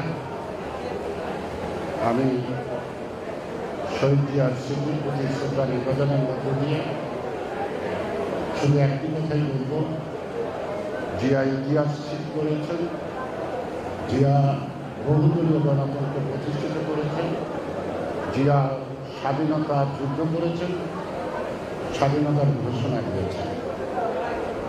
আমরা জিয়ার কথা বলি, আজ থেকে যেন আমরা জিয়ার পথে চলি এবং তিনি যে ইতিহাস সৃষ্টি করেছেন সেই ইতিহাসের ধারাবাহিকতা রক্ষায় বহুদলীয় গণতন্ত্র ফেরত আনার ক্ষেত্রে আমরা যেন জিয়ার পথ করি।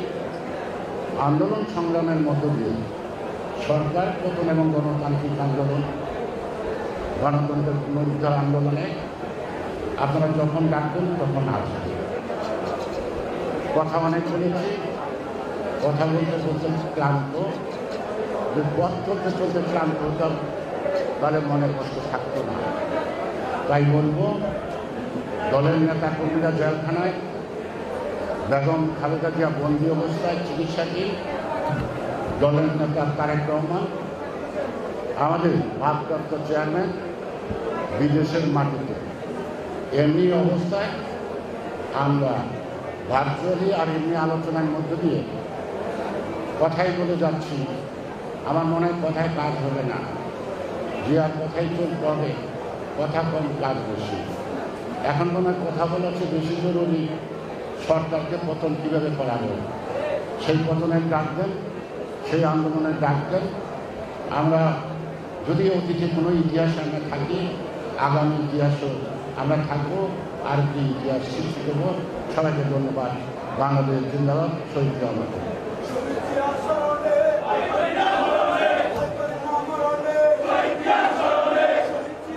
উপস্থিত সংগ্রামী সাথী বন্ধুরা, আলোচনা সভায় প্রধান অতিথি অনুমতিক্রমে এখন বক্তব্য রাখবেন। আজকের আলোচনা সভার সংগ্রামী সভাপতি, ঢাকা মহানগর বিএনপির সংগ্রামী সভাপতি, বাংলাদেশ জাতীয়তাবাদী দলের যুগ্ম মহাসচিব জনাব হাবিবুন নবী খান সোহেল বক্তব্য রাখছেন। জনাব হাবিবুন নবী খান সোহেল।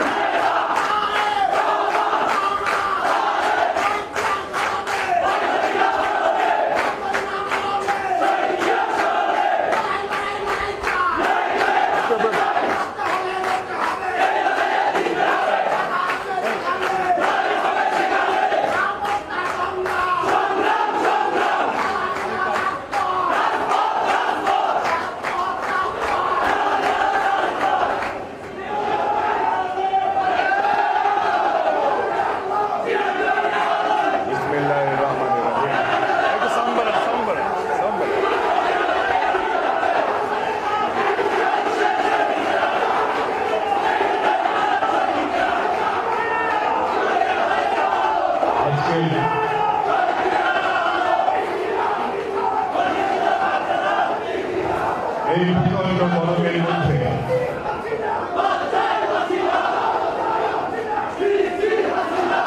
আজকের এই সভাকে সফল করবার জন্য আপনারা যারা ঢাকা মহানগর দক্ষিণের দূর দূরান্ত থেকে প্রেস ক্লাবের এই অডিটোরিয়ামে এসেছেন, তাদের সবাইকে ধন্যবাদ জানাচ্ছি। আজকের এই সভার সংগ্রামী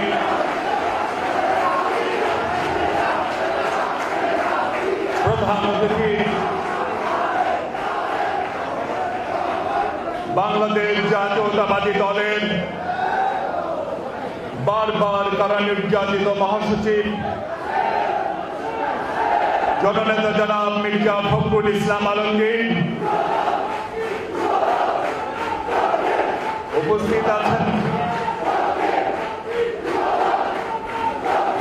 বাংলাদেশ জাতীয়তাবাদী দলের সংগ্রামী ভাইস চেয়ারম্যান, 90-এর স্বৈরাচার বিরোধী ছাত্র আন্দোলনের প্রবাদ পুরুষ জনাব আমানুল্লাহ আমান, উপস্থিত আছেন বাংলাদেশ জাতীয়তাবাদী দলের সংগ্রামী সাংগঠনিক সম্পাদক, সংগ্রামী সহ সাংগঠনিক সম্পাদক অ্যাডভোকেট আব্দুল সালাম, শহীদুল ইসলাম বাবুল,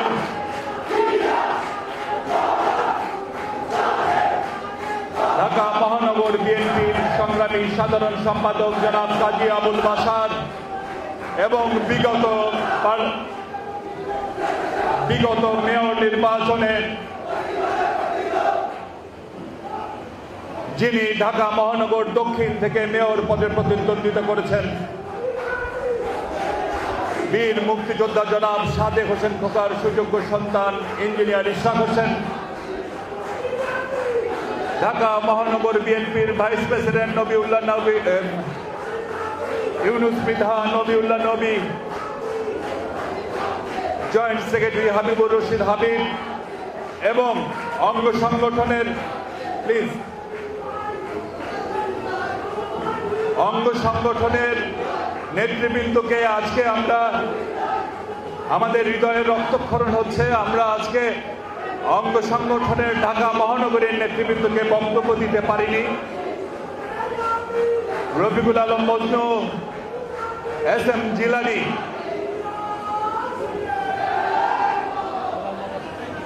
গোলাম মাওলা শাহিন, জাকির, SM নজরুল এবং ছাত্র দলের কেউ এসেছে কিনা আমি জানি না, আমি দেখিনি। ও জাকির আছে এবং গাফার। শ্রমিক দলের মাহবুব আলম বাদল আছেন। আসলে আমাদের খুবই খারাপ লাগছে যে আজকে আমরা ওনাদের বক্তব্য দিতে পারিনি।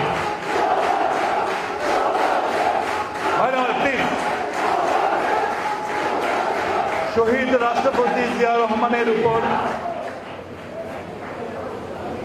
একদিন সিরিজ বক্তব্য চলছে। ওনার স্মৃতির প্রতি শ্রদ্ধা জানিয়ে আমি বক্তব্য শুরু করছি। আসলে শহীদ জিয়ার উপর ঘন্টার পর ঘন্টা বললেও শেষ হয় না। আমি আজকে অন্য দুই একটি বিষয়ে কথা বলে আমি আমার বক্তব্য রাখবো সংক্ষিপ্ত আকারে, কারণ আমাদের প্রধান অতিথি বক্তব্য রাখবেন। আপনারা শুনেছেন সাম্প্রতিক কালের একটি ঘটনা, আপনারা শুনেছেন পরিকল্পনা মন্ত্রীর মোবাইল ছিনতাই হয়ে গেছে। শুনেছেন? মন্ত্রীর মোবাইল যদি ছিনতাই হয়ে যায়, সাধারণ মানুষের জানমালের কোনো নিরাপত্তা আছে? ছিনতাইকারী অনেক পরিকল্পনা করে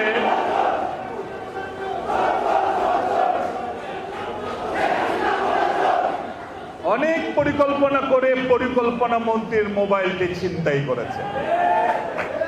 তার দোষ দিয়ে কি হবে? ছিনতাই করে চিন্তা করে দেখেছে বিগত নির্বাচনে এই সরকারের এই অবৈধ মন্ত্রীরা তার ভোট ছিনতাই করে নিয়ে গেছে।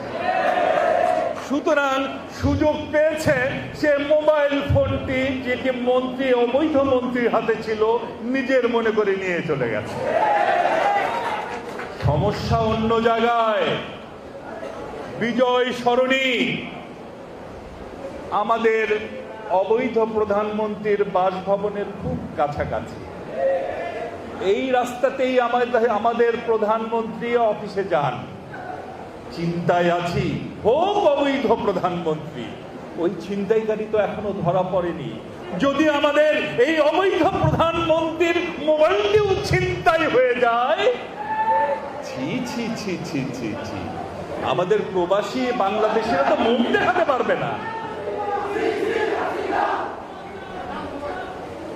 ভাইরা আমার, আরেকটা কথা, লকডাউন কি হচ্ছে? লকডাউন গার্মেন্টস, যেখানে হাজার হাজার নেতাকর্মী কাজ করে, হাজার হাজার শ্রমিকরা কাজ করে, গার্মেন্টস খোলা, কিন্তু স্কুল, কলেজ, বিশ্ববিদ্যালয় বন্ধ। এ কথা ভাববার কোনো কারণ নেই। প্রধানমন্ত্রী ছাত্রছাত্রীদের জীবন নিয়ে চিন্তিত, কোনো ভাববার কারণ নেই। ঘটনা অন্য জায়গায়। প্রধানমন্ত্রী দেখেছেন এই গার্মেন্টস শ্রমিকদের কাজ করাতে হবে। অর্থনীতি যদি না চলে, অর্থনীতি যদি না থাকে, তাহলে টাকা লুটপাট করবো কিভাবে? আর স্কুল কলেজ খোলা রাখা যাবে না। হায় হায়, বিপদ আছে। এই যে ফ্রান্সের প্রেসিডেন্ট ম্যাক্রো, উনি সেদিন পাবলিকের হাতে থাপ্পড় খেয়েছেন। উনি তো অবৈধ প্রেসিডেন্ট না, বৈধ প্রেসিডেন্ট। হাসিনা চিন্তা করছেন, বৈধ প্রেসিডেন্টের যদি এই অবস্থা হয়, আমার মন্ত্রী এমপিদের কি হবে? স্কুল কলেজ খোলা থাকলে ছাত্রছাত্রীরা তো ধরে থাপ্পড় লাগাবে। এই তো সেদিন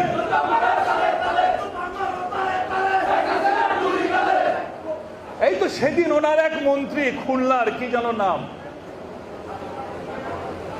গিয়েছিলেন, পাবলিক ভোট ছাড়া মন্ত্রী, বিনা ভোটে মন্ত্রী গেছিলেন পাবলিকের মধ্যে, লোকজন ভালো মতো কাদা কুদা মেখে দিয়েছে, মানিজ্জত শেষ।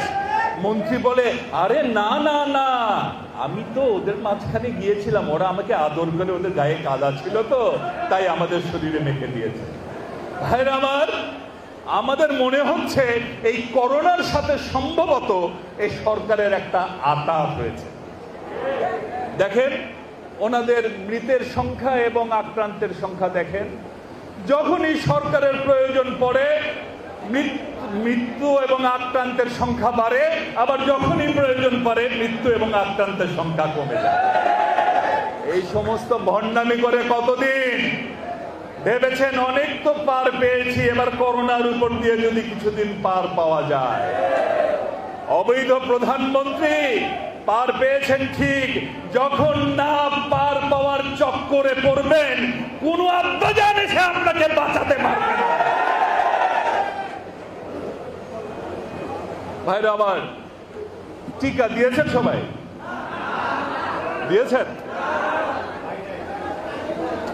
আমিও একটা ঝামেলায় পড়েছি যখন শুনলাম এই টিকা এনেছেন আমাদের দরবেশ সাহেব।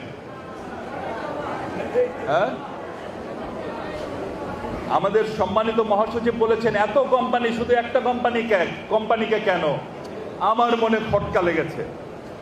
এর মধ্যে যতজন আমাকে বলেছে টিকা দেন, তার চেয়ে বেশি জন বলেছে ভাই টিকা দেন না, এর মধ্যে বিশেষ প্রাণীর বিশেষ কিছু আছে। এখন যখন দেখলাম ফাইজার কোম্পানির টিকা আসছে, মনে মনে একটু আশান্বিত হলাম যে এটা দেওয়া যায়। ফাইজার কোম্পানি কিছুদিন আগেও বাংলাদেশে আছে।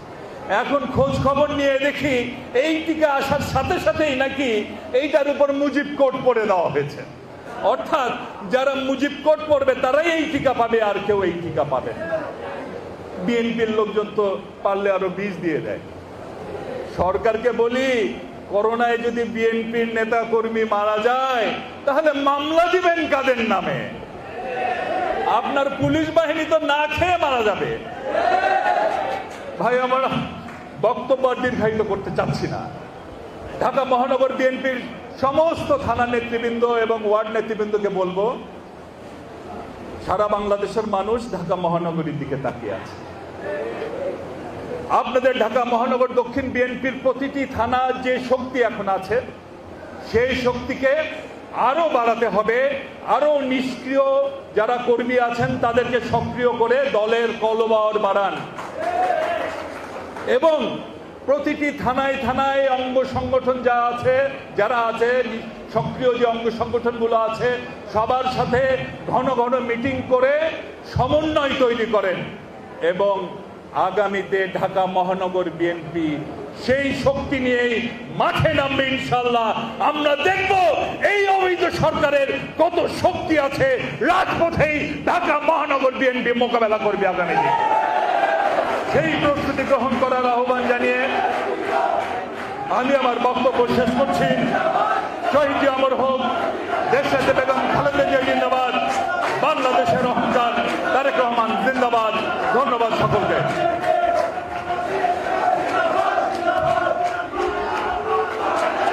সংগ্রামী বন্ধুরা, শহীদ জিয়ার 40তম শাহাদাত বার্ষিকীর ঢাকা মহানগর দক্ষিণ বিএনপির উদ্যোগে আজকের এই আলোচনা সভার শেষ পর্যায়ে এসেছি। আমরা যার বক্তব্য শোনার জন্য দীর্ঘ সময় এই হলে অপেক্ষা করছি, এখন বক্তব্য রাখার জন্য অনুরোধ করছি আজকের এই অনুষ্ঠানের প্রধান অতিথি, আলোচনা সভার মধ্যমণি, বাংলাদেশ জাতীয়তাবাদী দলের বিপ্লবী মহাসচিব, সাবেক 60 দশকের ছাত্র নেতা, প্রখ্যাত জননেতা জনাব মির্জা ফখরুল ইসলাম আলমগীর বক্তব্য রাখছেন। মির্জা ফখরুল ইসলাম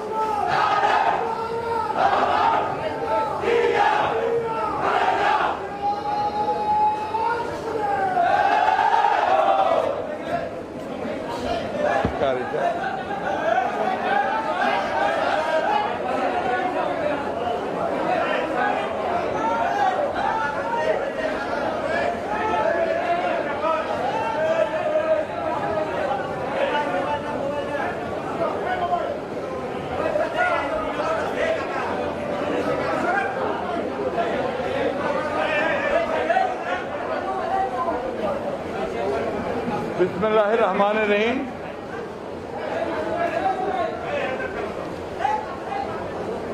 স্বাধীনতার ঘোষক বহুদলীয় গণতন্ত্রের পুনঃপ্রবর্তক এবং আধুনিক বাংলাদেশের স্থপতি শহীদ প্রেসিডেন্ট জিয়াউর রহমান বীর উত্তমের 40তম শাহাদাত বার্ষিকী উপলক্ষে বাংলাদেশ জাতীয়তাবাদী দল ঢাকা মহানগর দক্ষিণ আয়োজিত আজকের এই আলোচনা সভার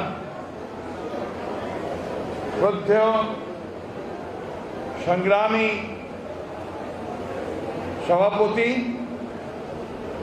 যিনি আমাদের সকলের কাছে একজন বিপ্লবী নেতা হিসেবেই পরিচিত, ছাত্র আন্দোলন, স্বৈরাচার বিরোধী আন্দোলন এবং এই ফ্যাসিবাদ আন্দোলনে যিনি নির্যাতিত বারবার নির্যাতিত কারাবরণ করছেন, নেতৃত্ব দিচ্ছেন, আমাদের দলের যুগ্ম মহাসচিব জনাব হাবিবুন নবী খান সোহেল। এই বাবা, তোমরা তো ভাগাভাগিটাও বোঝো না, পার্থক্যটাও বোঝো না। আমি একটু জোর দিয়ে বলেছি এটা একটা আলোচনা সভা, এটা জনসভা নয়। তারপরে আবার স্মরণ সভা। এই দিনে 40 বছর আগে আমাদের দলের প্রতিষ্ঠাতা, এই দেশের স্বাধীনতা ঘোষক শহীদ প্রেসিডেন্ট জিয়াউর রহমান সাহেব শাহাদাত বরণ করেছিলেন, তাকে মেরে ফেলা হয়েছে। সেই জন্য আজকে আমরা এখানে সমবেত হয়েছি আলোচনা করার জন্য। এই থামেন প্লিজ, যারা কথা বলেন দয়া করে বাইরে চলে যান প্লিজ। এখানে আমরা ছেলে খেলা করতে আসি নাই প্লিজ। তো ওনার উপরে, ওনার জীবনের উপরে, ওনার বিভিন্ন দিকগুলো নিয়ে আলোচনা করার জন্য আমরা এখানে আসছি। আমরা যা রাজনীতি করি, আমাদেরকে কতগুলো জিনিস কিন্তু বুঝতে হবে। একটা হচ্ছে জনসভা কাকে বলে সেটা বুঝতে হবে, আলোচনা সভা কাকে বলে সেটা বুঝতে হবে, আপনার কনফারেন্স কাকে বলে সেটা বুঝতে হবে, সংলাপ কাকে বলে সেটা বুঝতে হবে। তা যদি না বুঝি তাহলে আমরা রাজনৈতিক দলের সদস্য হলাম কেন? আপনারা তখন থেকে আমি ওখানে বসে বসে লক্ষ্য করছি, তো আপনাদের প্রিয় নেতারা দাঁড়ালেই আপনারা শুধু স্লোগান দিচ্ছেন, স্লোগান দিচ্ছেন, স্লোগান দিচ্ছেন, হাততালি দিচ্ছেন, যেখানে হাততালি দেওয়ার কথা না। আজকে বারবার বলা হয়েছে মঞ্চ থেকে যে হাততালি দেবেন না, এটা হাততালির অনুষ্ঠান নয়। আপনারা দিয়েই যাচ্ছেন আর সুযোগ পেরে খাই স্লোগান দেন। তো বক্তার যে আসল কথা সেটা কেউ শোনেন না, কেউ শোনেন না। এখানে প্রচন্ড গরম, সবাই অস্থির হয়ে যাচ্ছে, গরমে সিদ্ধ হয়ে যাচ্ছে। তারপরে আপনাদের স্লোগান খুব ভালো জিনিস ভাই, অত্যন্ত। চলেন না রাজপথে যাই, যে স্লোগান দেই ওইখান থেকে নেমে পড়ি। আমার তো কম অভিজ্ঞতা হয়নি, অনেক বয়স 73 বছর পার হয়ে গেছে। এই যে ইশরাকের আব্বা সাদেক হোসেন খোকা সাহেব যখন প্রেসিডেন্ট ছিলেন, মহানগরের এক ছিল, তখন থেকে তো আমি আছি, দেখছি। তো দয়া করে ওই জিনিসগুলো মনে রাখবেন। আজকে আমাদের এখানে বসেছি, আমরা মিলিত হয়েছি আমাদের দলের প্রতিষ্ঠাতা শহীদ প্রেসিডেন্ট জিয়াউর রহমান সম্পর্কে জানার জন্য। আজকে ইচ্ছা ছিল যে আপনাদেরকে তার সম্পর্কে কিছু বলবো, তার সম্পর্কে কিছু বলার এখন আর কোনো অবকাশ নাই, সেই মানসিকতাও নাই, আর আপনারা সেটা শুনতেও আসেন না। যাই হোক, এটা একটু মনে রাখলে আমি খুশি হব, সবাই খুশি হবে, উপকৃত হবে। দেশবাসী জানতে পারবে যে শহীদ প্রেসিডেন্ট জিয়াউর রহমান কে ছিল। এই যে 7 দিন, 8 দিন, 9 দিন, 10 দিন ধরে আমরা শহীদ প্রেসিডেন্ট জিয়াউর রহমানের শাহাদাত বার্ষিকী পালন করছি, কেন করছি? এই জন্য করছি যে তার কথা আমরা সমগ্র দেশের মানুষকে জানাতে চাই। এই জন্য করছি যে আওয়ামী লীগ আজকে অত্যন্ত সুপরিকল্পিত ভাবে তারা জিয়াউর রহমানের বিরুদ্ধে মিথ্যা অপপ্রচার করছে, তার স্বাধীনতার যুদ্ধকে অস্বীকার করছে, তার গণতন্ত্রকে ফিরিয়ে আনার, বহুদলীয় গণতন্ত্রকে ফিরিয়ে আনার জন্য সেটাকে বিকৃত করছে, এবং তিনি যে উন্নয়ন শুরু করেছিলেন তার বিকৃতি করছে। সেইটা আমরা সবাইকে জানাতে চাই। আপনারা যারা তরুণ আছেন, যুবক আছেন, সবাই দেখছি তরুণ যুবক, আপনারা এটা জানতে চান না। যদি জানতে চাইতেন তাহলে চুপ করে বসে কথাগুলো শুনতেন। আর যদি না জানেন তাহলে আপনারা কিছুই করতে পারবেন না। যতই স্লোগান দেন, চিৎকার করেন, কিচ্ছু করতে পারবেন না। কারণ আপনি যদি না জানেন আপনি কেন এটা করছেন, আপনি কিভাবে সফল হবেন। ভাই আর তো অনুরোধ করবো আপনাদেরকে, দয়া করে আপনারা একটু আমাকে দু চারটা কথা বলতে দেবেন। আমি অসুস্থ মানুষ, বয়স্ক মানুষ, আমি একটুতেই ক্লান্ত হয়ে যাই।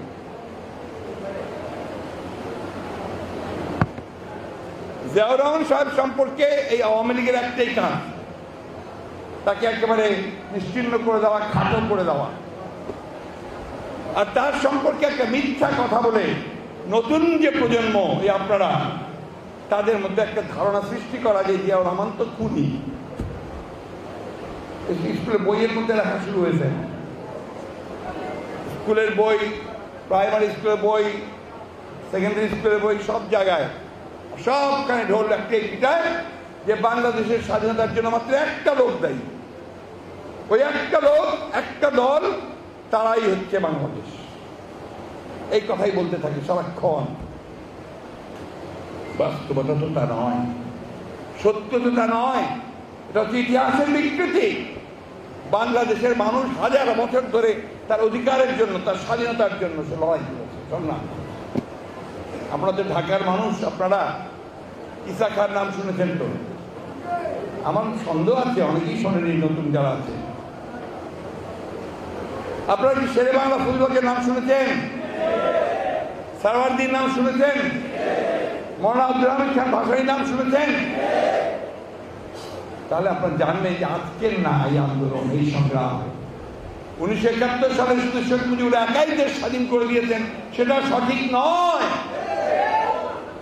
হাজার বছর ধরে, শত শত বছর ধরে, এবং সব শেষে এই আজকে আমরা যা বৃদ্ধ মানুষ, কিছুদিন আগে আরো কয়েকদিন ছিলেন চলে গেছেন, তারা কিন্তু আমরা এই দেশের স্বাধীনতার জন্য যুদ্ধ করেছি, অস্ত্র হাতে নিয়ে যুদ্ধ করেছি।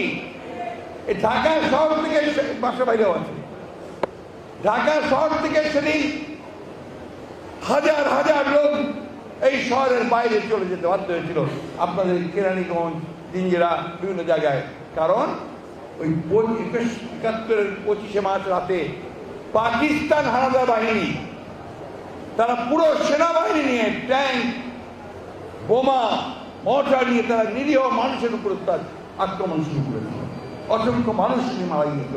তাদের টার্গেট ছিল ঢাকা বিশ্ববিদ্যালয়, টার্গেট ছিল হলগুলো, টার্গেট ছিল পুলিশের রাজারবাগ হেডকোয়ার্টার, ছিল পিলখানাতে যারা তখন বাংলাদেশি, বাঙালি সৈনিকরা ছিল, তাদেরকে নির্বিচারে হত্যাকাণ্ড চালিয়েছে।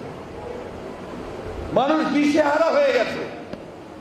মাত্র কিছুদিন আগে থেকে, 7ই মার্চের আগে থেকে 1970 সালে যে নির্বাচন হলো, সেই নির্বাচনে আওয়ামী লীগ নিরঙ্কুশ সংখ্যাগরিষ্ঠতা পেয়ে গেল, এবং সেই বাংলাদেশের মানুষ দিল। কারণ তারা তখন স্বাধিকার চায়, পাকিস্তান থেকে বেরিয়ে আসতে চায়। ওদের এই কথাগুলো আমরা যদি না জানি, আমরা কিভাবে সামনের লড়াইটা লড়ব? আমাদেরকে জানতে হবে যে সেদিন আওয়ামী লীগ এই দেশের মানুষকে কতগুলো স্বপ্ন দেখিয়েছিল। কি স্বপ্ন? যে আমরা এই বাংলাদেশ তৈরি করব, এখানে একটা সুন্দর দেশ তৈরি হবে, এখানে মানুষ মোটা ভাত, মোটা কাপড় পরতে পারবে, এখানে মাথার উপরে ছাদ থাকবে, বাসস্থান থাকবে, এখানে অন্যায় থাকবে না, মানুষ ন্যায় বিচার পাবে।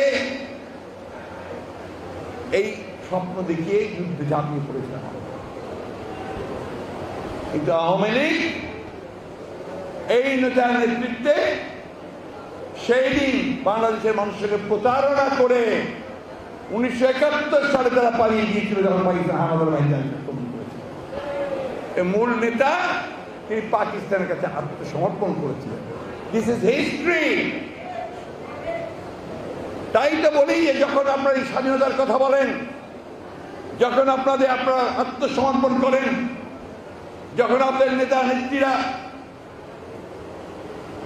পাকিস্তান সেনাবাহিনীর ভাতা গ্রহণ করে, তখন এই শহীদ প্রেসিডেন্ট জিয়াউর রহমান স্বাধীনতার ঘোষণা করে বাংলাদেশ স্বাধীনতাকে মানুষদেরকে নিয়ে রণাঙ্গনে লড়াই করেছেন। তখন এই দেশনেত্রী বেগম খালেদা জিয়া, আজকে আমাদের নেতা তারেক রহমান, তার ছোট কোকোকে নিয়ে সেই পাকিস্তান সেনাবাহিনীর হাতে বন্দী হয়েছেন, ক্যান্টনমেন্টে আটক ছিলেন। আপনারা কিন্তু একমাত্র ওই প্রধান নেতা ছাড়া কেউ বন্দী হন। ইতিহাস পালিয়ে গেছেন কলকাতার আত্মপর থিয়েটার রোডে, সেখান থেকে আপনারা যুদ্ধ করেছেন, রণাঙ্গনে বীর মুক্তিযোদ্ধা। আমরা সবাই রাজা খান। বন্ধুগণ, এই জিনিস যদি না জানি আমরা সেই জবাবটা কিভাবে দেব? যুদ্ধ সংগ্রাম এই দুটোর কাজ একই, কিন্তু তফাৎটা হচ্ছে যুদ্ধ মানে হচ্ছে আপনি প্রতি মুহূর্তে আপনার জীবন যাওয়ার সম্ভাবনা। একটা গুলি এসে লাগলে ইউ আর ফিনিশড। সংগ্রাম তো করতে হয়, রাস্তায় জায়গায় বিভিন্ন জায়গায় করি আমরা। যারা যুদ্ধ করেছে সেদিনে তাদের দেশপ্রেম, তাদের মানুষের প্রতি ভালোবাসা, এই মাটির প্রতি ভালোবাসা কত তীক্ষ্ণ, কত প্রবল ছিল, ওইটাই শহীদ প্রেসিডেন্ট জিয়াউর রহমানের বই যদি আপনারা পড়েন তাহলে আপনারা জানতে পারবেন। আমি আজকে ইয়াং জেনারেশন অনেক দেখতে পাচ্ছি, নতুন প্রজন্মের মানুষ, দয়া করে জিয়াউর রহমানের উপর বইগুলো পড়বেন। আজকের এই যুগে শহীদ জিয়ার মতো দ্বিতীয়টা মানুষ খুঁজে পাবেন না। এই রকম সৎ, এই রকম মেধাবী, এই রকম প্রজ্ঞা সম্পন্ন, এই রকম ডিসিপ্লিন শৃঙ্খলার মানুষ যে 50 বছর পরেও দেখতে পেত, এই নেতা আর খুঁজে পাওয়া যাবে না। বন্ধুগণ, আজকে দিনটা হচ্ছে সেই দিন যেদিন এই বাংলাদেশের শত্রুরা ওইটাই বুঝতে পেরে তাকে হত্যা করেছিল। কেন? যে শহীদ জিয়া যদি বেঁচে থাকে, যে কাজে সাথ দিয়েছে বাংলাদেশকে রাষ্ট্র হিসেবে নির্মাণ করবার, উন্নয়ন, অর্থনীতি, 19 দফা কর্মসূচি, গ্রাম সরকার, খাল খনন কর্মসূচির মধ্যে দিয়ে বাংলাদেশকে যখন কৃষিতে, শিল্পে সামনের দিকে এগিয়ে নিয়ে যাচ্ছে, যে বাংলাদেশকে 1970 থেকে 75 সাল পর্যন্ত যে আওয়ামী লীগ ক্ষমতায় ছিল তাকে বলা হয়েছিল বটমলেস বাস্কেট। বটমলেস বাস্কেট মানে কি? তলাবিহীন ঝুড়ি। তলাবিহীন ঝুড়ি কোনটা? ঝুড়ি আছে, যায় দেন সব নিচে পড়ে যাবে। তখন আওয়ামী লীগের এই শাসনামল ছিল তলাবিহীন ঝুড়ি।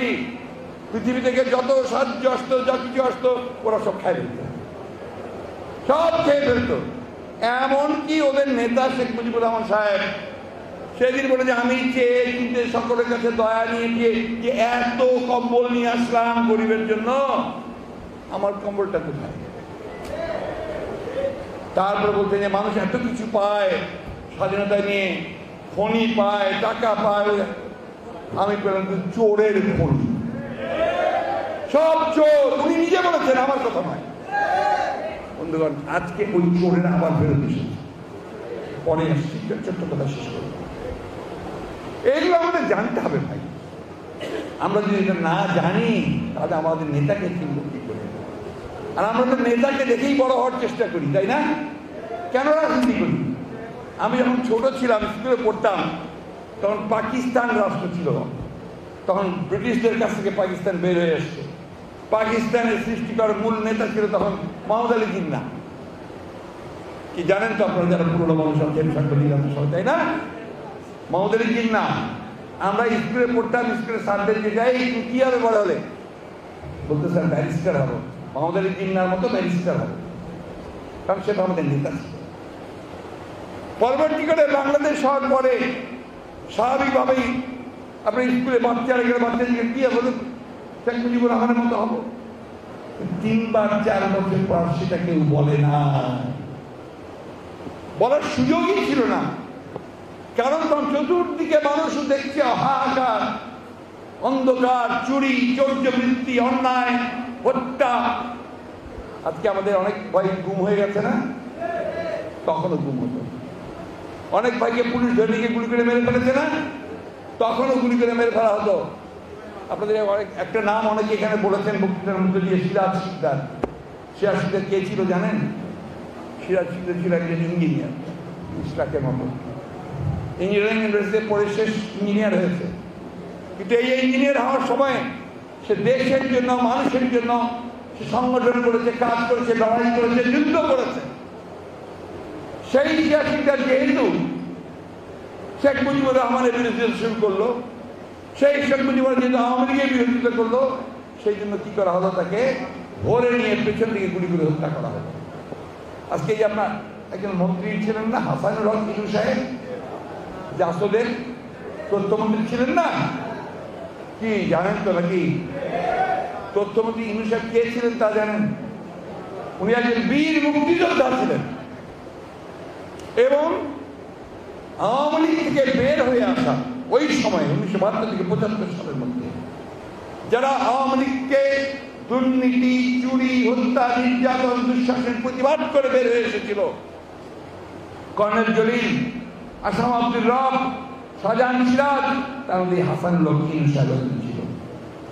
শুধু তাই না, তিনি তাদের বিরুদ্ধে অস্ত্র হাতে তুলে নিয়েছিলেন, গণবাহিনী তৈরি করেছিলেন, আওয়ামী লীগের বহু লোককে ওনারা গুলি করে হত্যা করেছেন, বহু লোক, কারণ তারা সশস্ত্র প্রতিরোধ করে তুলেছিল। কালের চক্রে ইতিহাসের যে পরিহাস, সেই পরিহাসে এই হাসানুল হক ইনু ওই আওয়ামী লীগের মন্ত্রী সবচেয়ে বড় দালালে পরিণত হল, তাই না?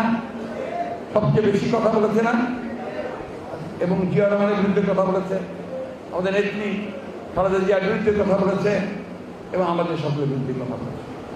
বন্ধুগণ, এই দালালদের জন্যই সেদিন বাংলাদেশকে ওইভাবে রাখা সম্ভব ছিল না।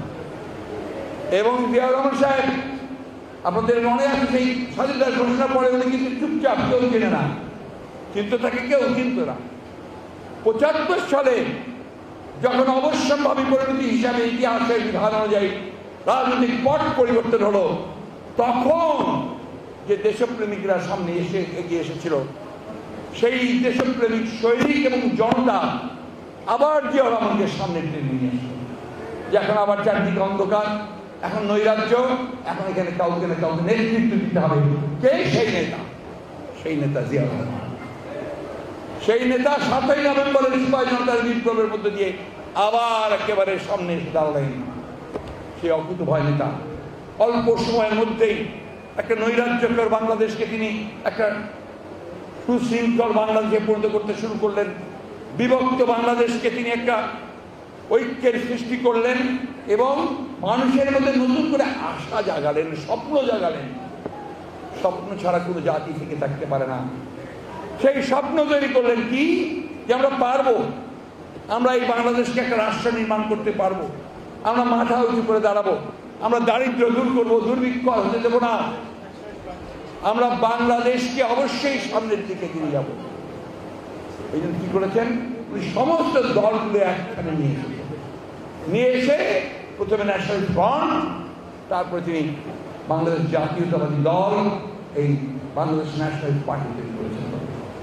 আপনার পড়বেন আপনার এর যে আপনার যে সংবিধান আছে, গঠনতন্ত্র আছে, তাতে আদর্শ উদ্দেশ্য আছে, 19 দফা কর্মসূচি আপনার প্রায় বক্তৃতায় বলেন, ইয়া 19 দফা কর্মসূচি বলেন না, জানেন ইয়ার 19 দফা কর্মসূচি কি ছিল? আমরা অনেকেই জানি না, এটা জানতে হবে। 19 দফা কর্মসূচির মূল কথা ছিল আমার সাধারণ মানুষের জন্য ভাত, ডাল, কাপড়ের ব্যবস্থা করতে হবে, আমার সাধারণ মানুষের জন্য তার চিকিৎসা, শিক্ষা ব্যবস্থা করতে হবে। এটা যদি আমরা করতে না পারি, তাহলে এই বাংলাদেশ স্বাধীন করার কোনো মূল্যই নেই। সেই কাজ থেকে শুরু করতে হবে। বন্ধুগণ, দীর্ঘ আলোচনা না করলে জিয়া রহমান সম্পর্কে জানা যাবে না। আজকে সেই পরিবেশ আপনারা এখানে তৈরি করতে পারেননি। আজকে তৈরি হয়েছে যেটা, সেখানে এখন আর কারোই আকর্ষণ নাই, ইচ্ছা নাই শোনার। আর এই কথা আজকাল কেউ শুনতেও চায় না। সবাই এখানে নেতার নামে জিন্দাবাদ দিয়ে চলে যান আপনার। না না না, আমি আমার অভিজ্ঞতা থেকে বলছি, দেখেন না কত লোক, কয়টা লোক আছে, চলে গেছে অর্ধেক।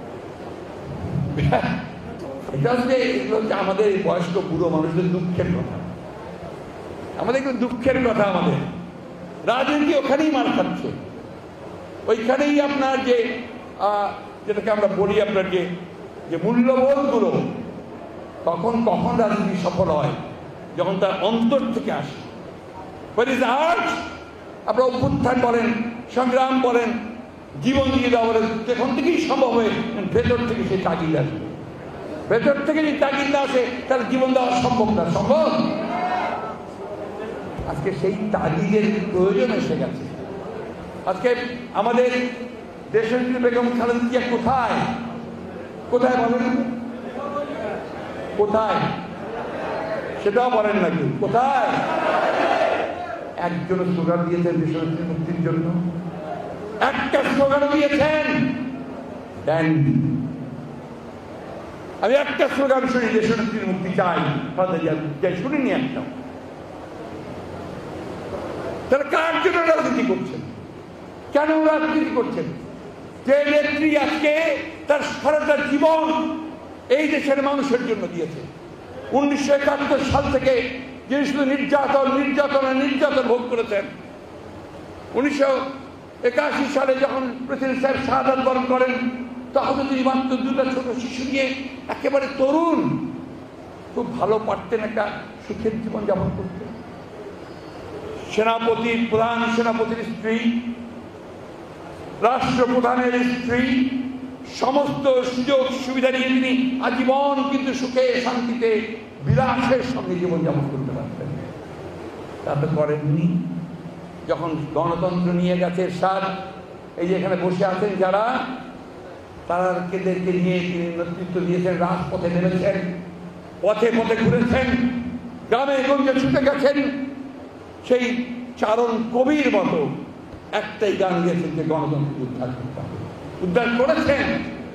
আজকে সেই 1990 সালে এরশাদের পতন, 91 সালে সরকার গঠন আপনাদের ভালোবাসার মধ্যে দিয়ে।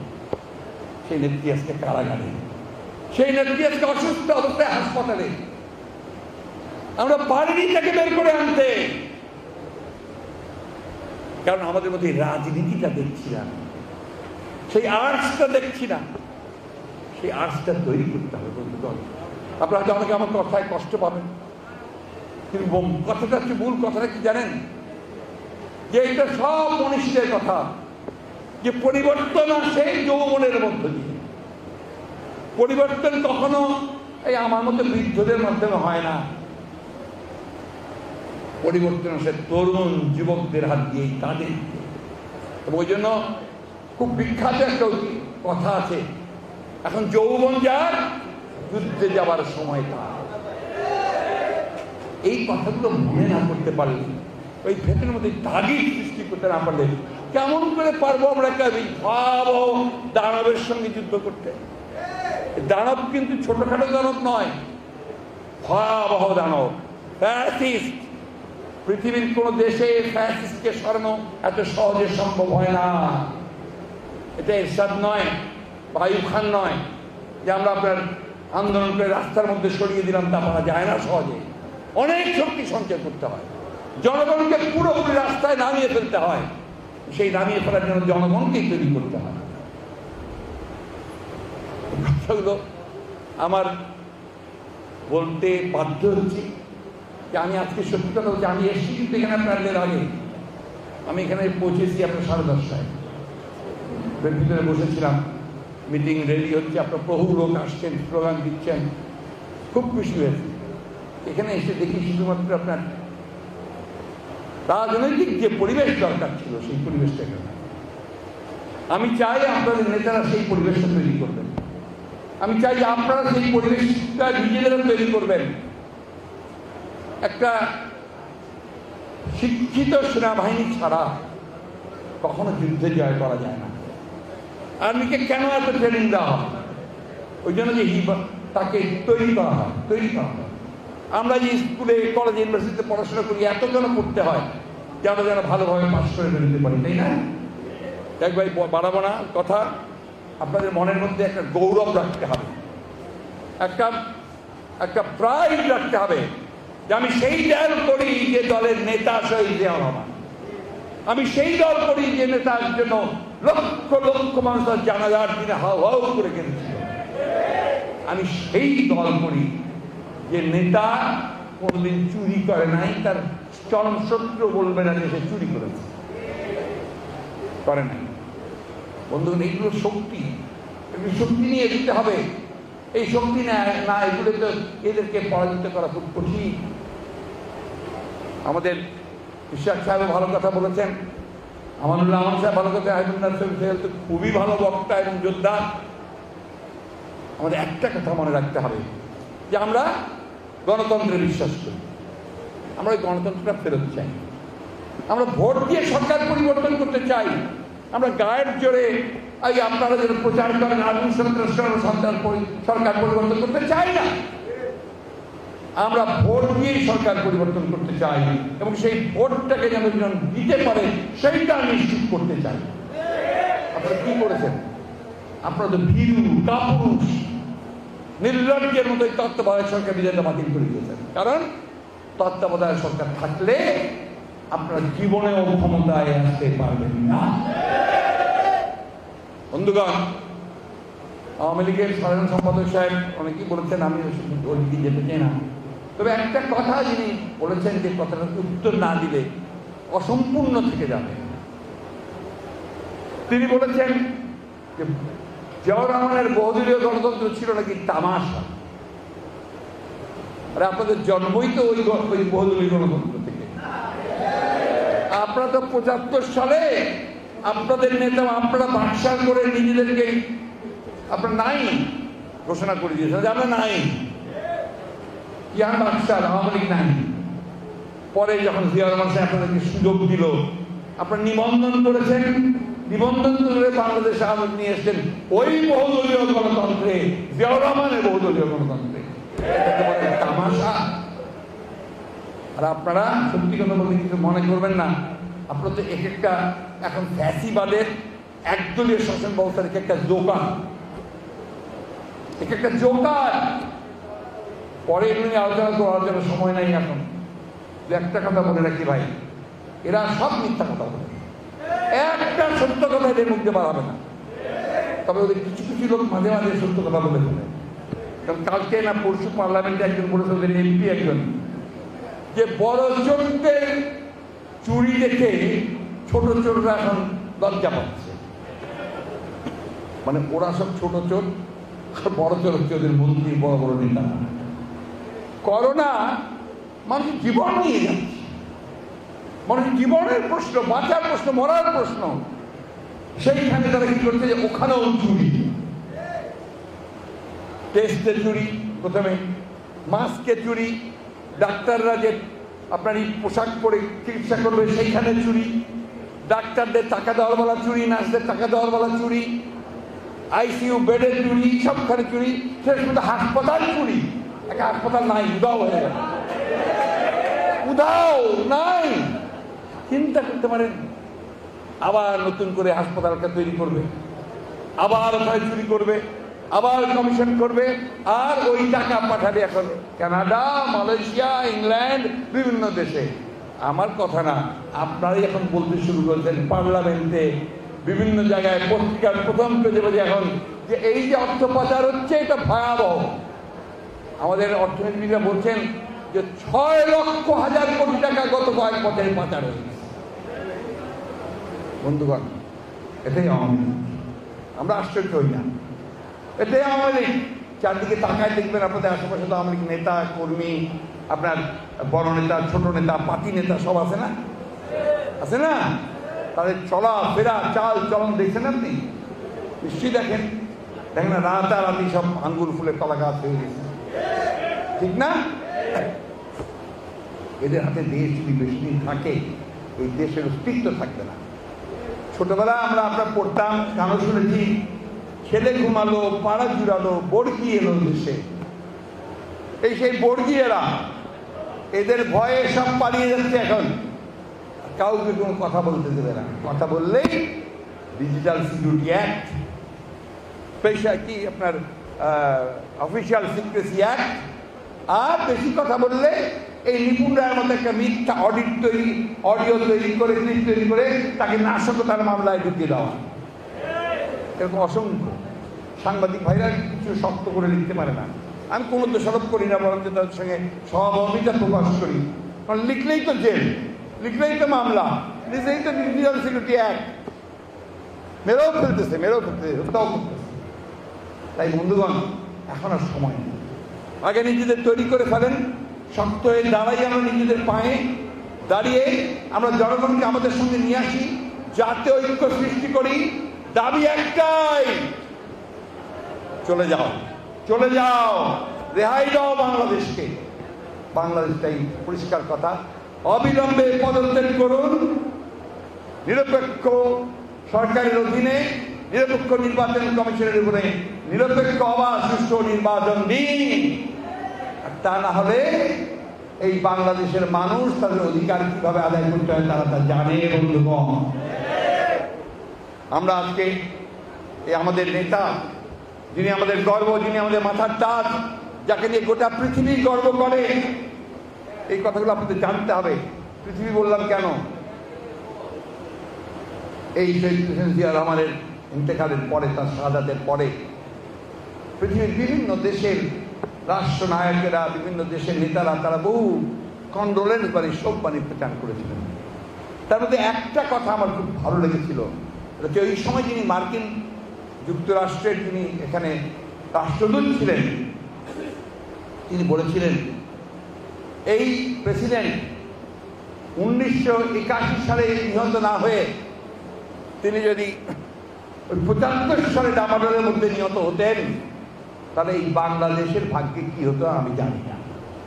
কারণ এই বাংলাদেশ হয়তোবা আফগানিস্তান অথবা লাইবেরিয়ার মতো একটা ব্যর্থ রাষ্ট্রে পরিণত হয়ে গেল। আজকে এই যে এত লাফান, রেমিটেন্স, আপনার উন্নত দেশ, আয় হচ্ছে, আপনারা কি দেখতে পাই না উন্নয়ন? আরে উন্নয়ন তো আপনারা দেখতে পান না।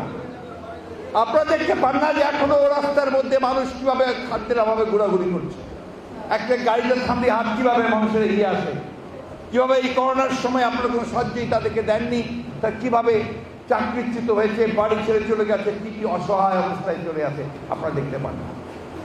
আমি খুব পরিষ্কার করে বলতে চাই বন্ধুগণ, যে এরা যদি বেশি দিন থাকে তাহলে এই দেশ টিকবে না। এরা টাকা চুরি করে, এরা দুর্নীতি করে, এরা লুটপাট করে, ওদের লুটপাট কিন্তু ওদের মজ্জাগত, চারিত্রিক। মৌলানা আব্দুল হামিদ খান ভাসানীর নাম আপনারা শুনেছেন। উনি তখনই বলেছিলেন, ওই 1974 সালে যখন দুর্ভিক্ষ হয়েছিল, যে আওয়ামী লীগের নামটা পরিবর্তন করে এটার নাম হয়েছিল এখন নিখিল বাংলাদেশ লুটপাট সমিতি, লুটবিহীন বাংলাদেশ লুটপাট সমিতি। আসুন, আমি আর বক্তব্য দীর্ঘ করবো না।